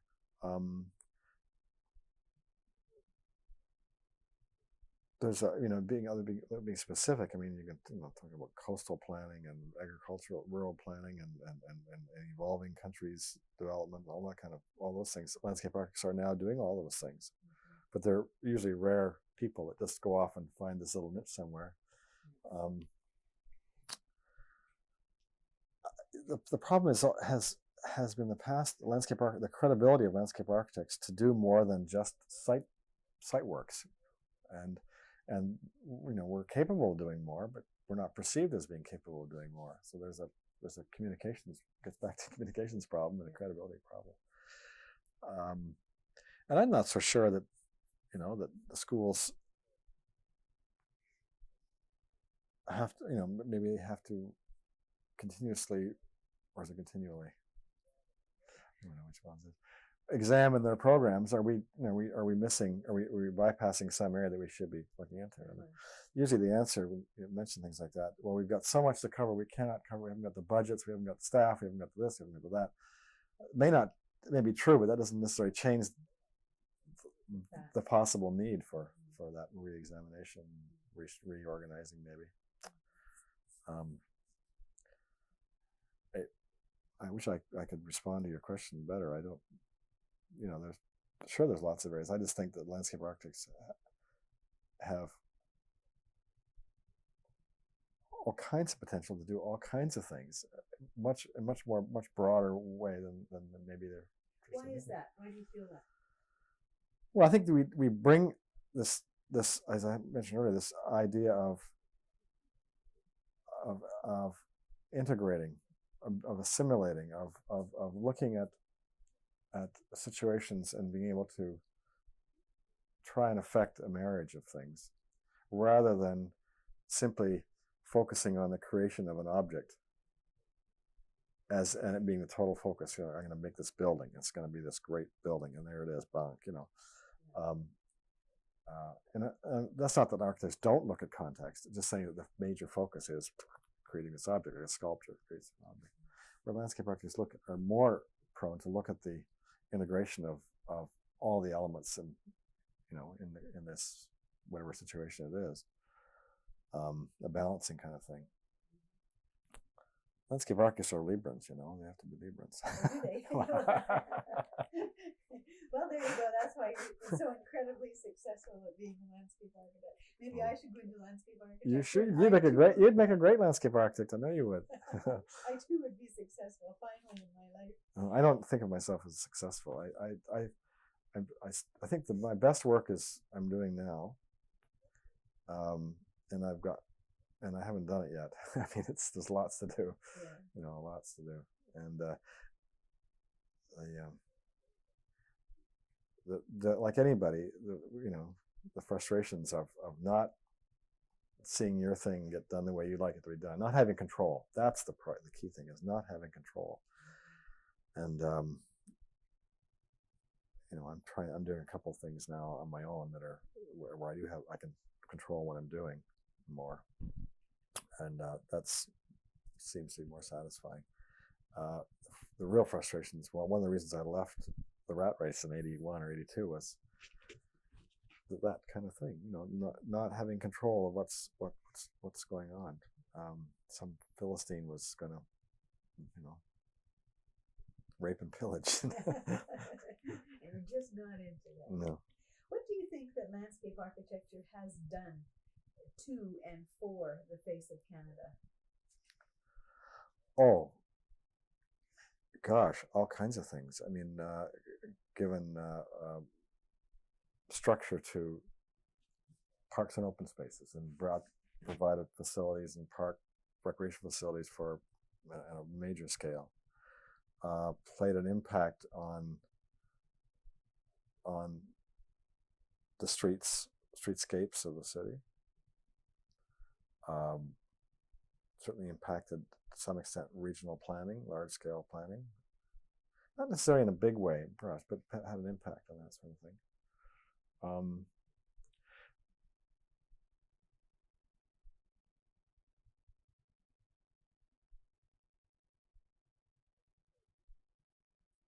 Probably have played some significant roles in land use planning, but usually in concert with other people, other professions. I think, designed places of beauty, made places more beautiful than they otherwise would have been. Done some pretty awful things too, but we don't talk about those. Maybe we should. Well, that's something doesn't happen enough, and that's criticism, self-criticism. In architecture too. I mean, there's Adele Freeman or somebody and a couple of other people write in the Globe and Mail or the Toronto Star about criticize architecture, but very seldom is anything ever talked about, any landscape work ever talked about, and we're sort of afraid to offend anybody. Maybe, I don't know. Who could do that? Who could talk about landscape architecture in Canada? Well, I think there could be several kinds of people who are, because of the broad range of landscape architecture, there'd be someone who could speak about the kinds of things that are environmental works, the kind of works that Michael Huff's doing, that kind of thing.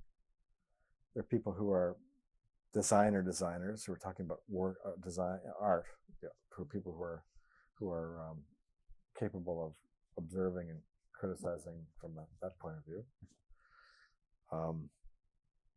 I mean, it's possible an architecture critic could do that sort of thing, or a landscape architecture person, an artist, any person who's sensitive to the design. Certainly, works that are planning related can be community planning, for example. A lot of community planning work has been affected by landscape architects. It can be criticized from an urban planning point of view. Maybe we have to create our own critics, and maybe we have to be start off criticizing ourselves. And it's just hard for people to do that, I think, to say, well, I'm going to criticize one of my brothers. It's not professional to do that. So, or sisters, because half of us are female. So do you think that by doing that, that would also help to raise the profile of the profession? Absolutely. Absolutely. I think it'd be wonderful if every decent newspaper in the country could have someone who would contribute a criticism of landscape architectural works. Absolutely.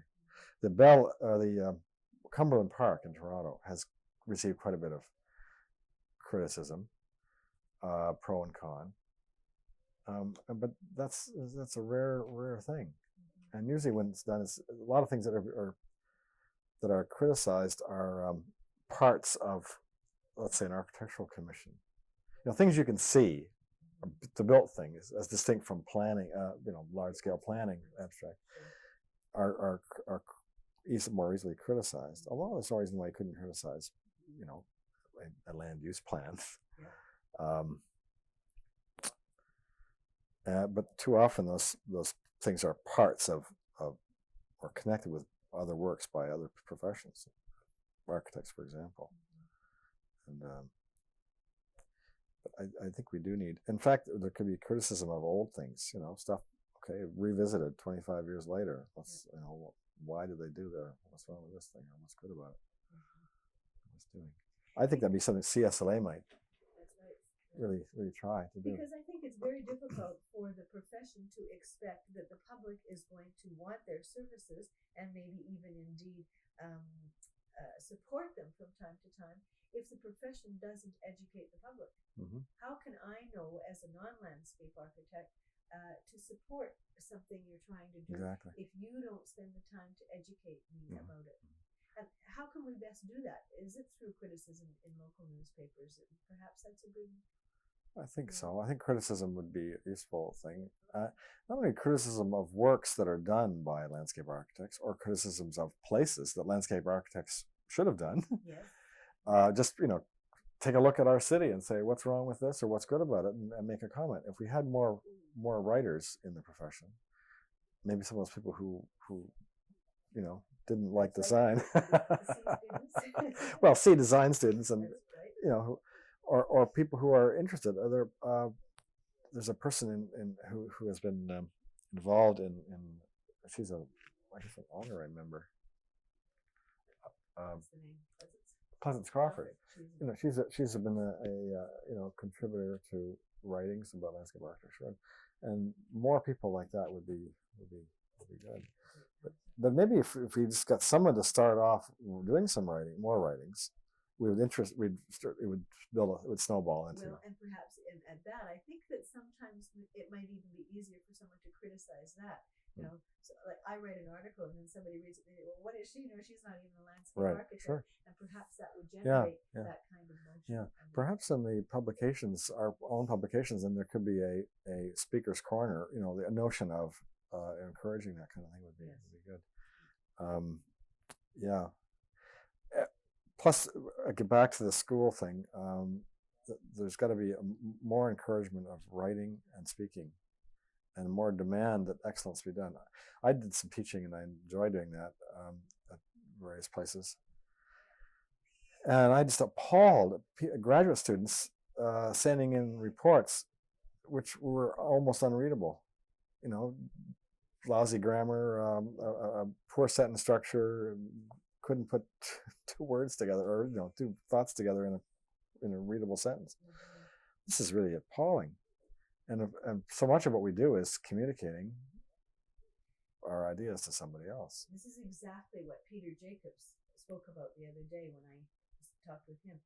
He said that unless students can communicate, unless they have an intellectual base from which they're speaking, then they can't possibly be speaking effectively because they don't have the knowledge to speak from. And then he said, furthermore, they then need the communication skills in order to use that intellectual base. And he is very, his platform that he's on these days is the fact that there is not that intellectual base among landscape architects to even speak adequately. We don't have a philosophical base as architecture does, for example. I mean, it's not, it's not something that's there. But we do have to develop those skills, communicative skills. To let people know. Yeah, we got things to say. We just don't know how to say it. And yeah. And I think we've got to learn more about some basic fundamental aspects of real world politics, the real world economy, and how things work and happen, and to be able to function properly, and be able to communicate. 3 areas we just don't. I mean, schools turn out landscape architects who do the grading plans and do the whatever, and don't without a philosophical base, without abilities to communicate properly, and without a real understanding of what's really going on in the real world.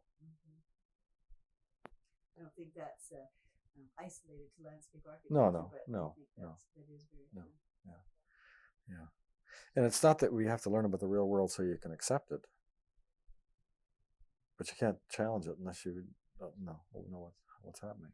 That's one of the things I found very interesting about people I met in Mexico years ago. One of the big studies in Mexico was American history, American studies.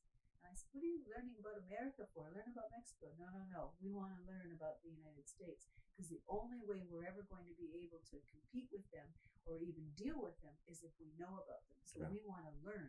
And they knew more about the United States than they literally did about Mexico. But it wasn't from a lack of not wanting to learn about Mexico. It was a concentrated effort. People that would go off to university, conscious effort to do it. Studies. That's right. So they could come back, and in their roles as political leaders, know who the enemy was and how to deal with it. Yeah, exactly. Exactly. Yeah, if we can continue to attract bright people to the profession, that'll be great. We have to provide them with the challenge, the kind of challenge that'll attract those kind of people. And going full circle now, back when I went to school, I was brought in, as most landscape architects were that I knew at the time, came out of some kind of love of the soil. That's what brought them. Didn't attract the creative people, the imaginative people with visions. It attracted the people who like to muddle with plants, right? And we've got to more and more attract not that we aren't attracting people like that, but there's more effort to do that.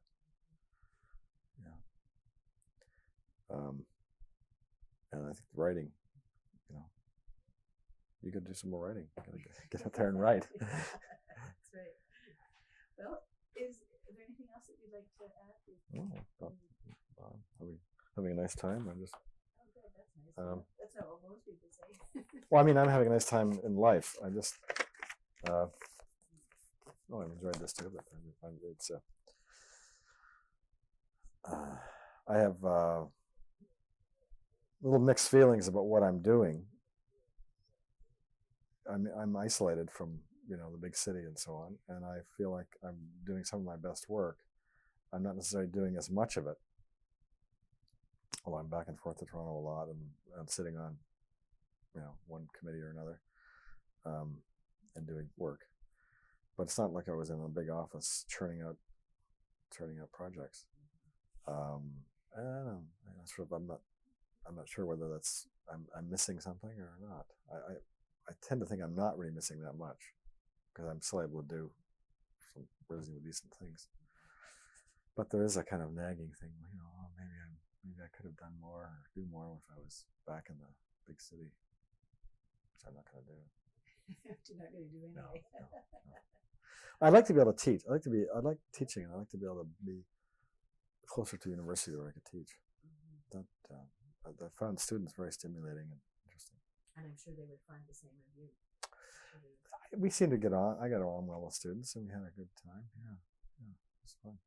Anyway. Well, thank you very much. You're welcome. Today. It was most enjoyable. Oh.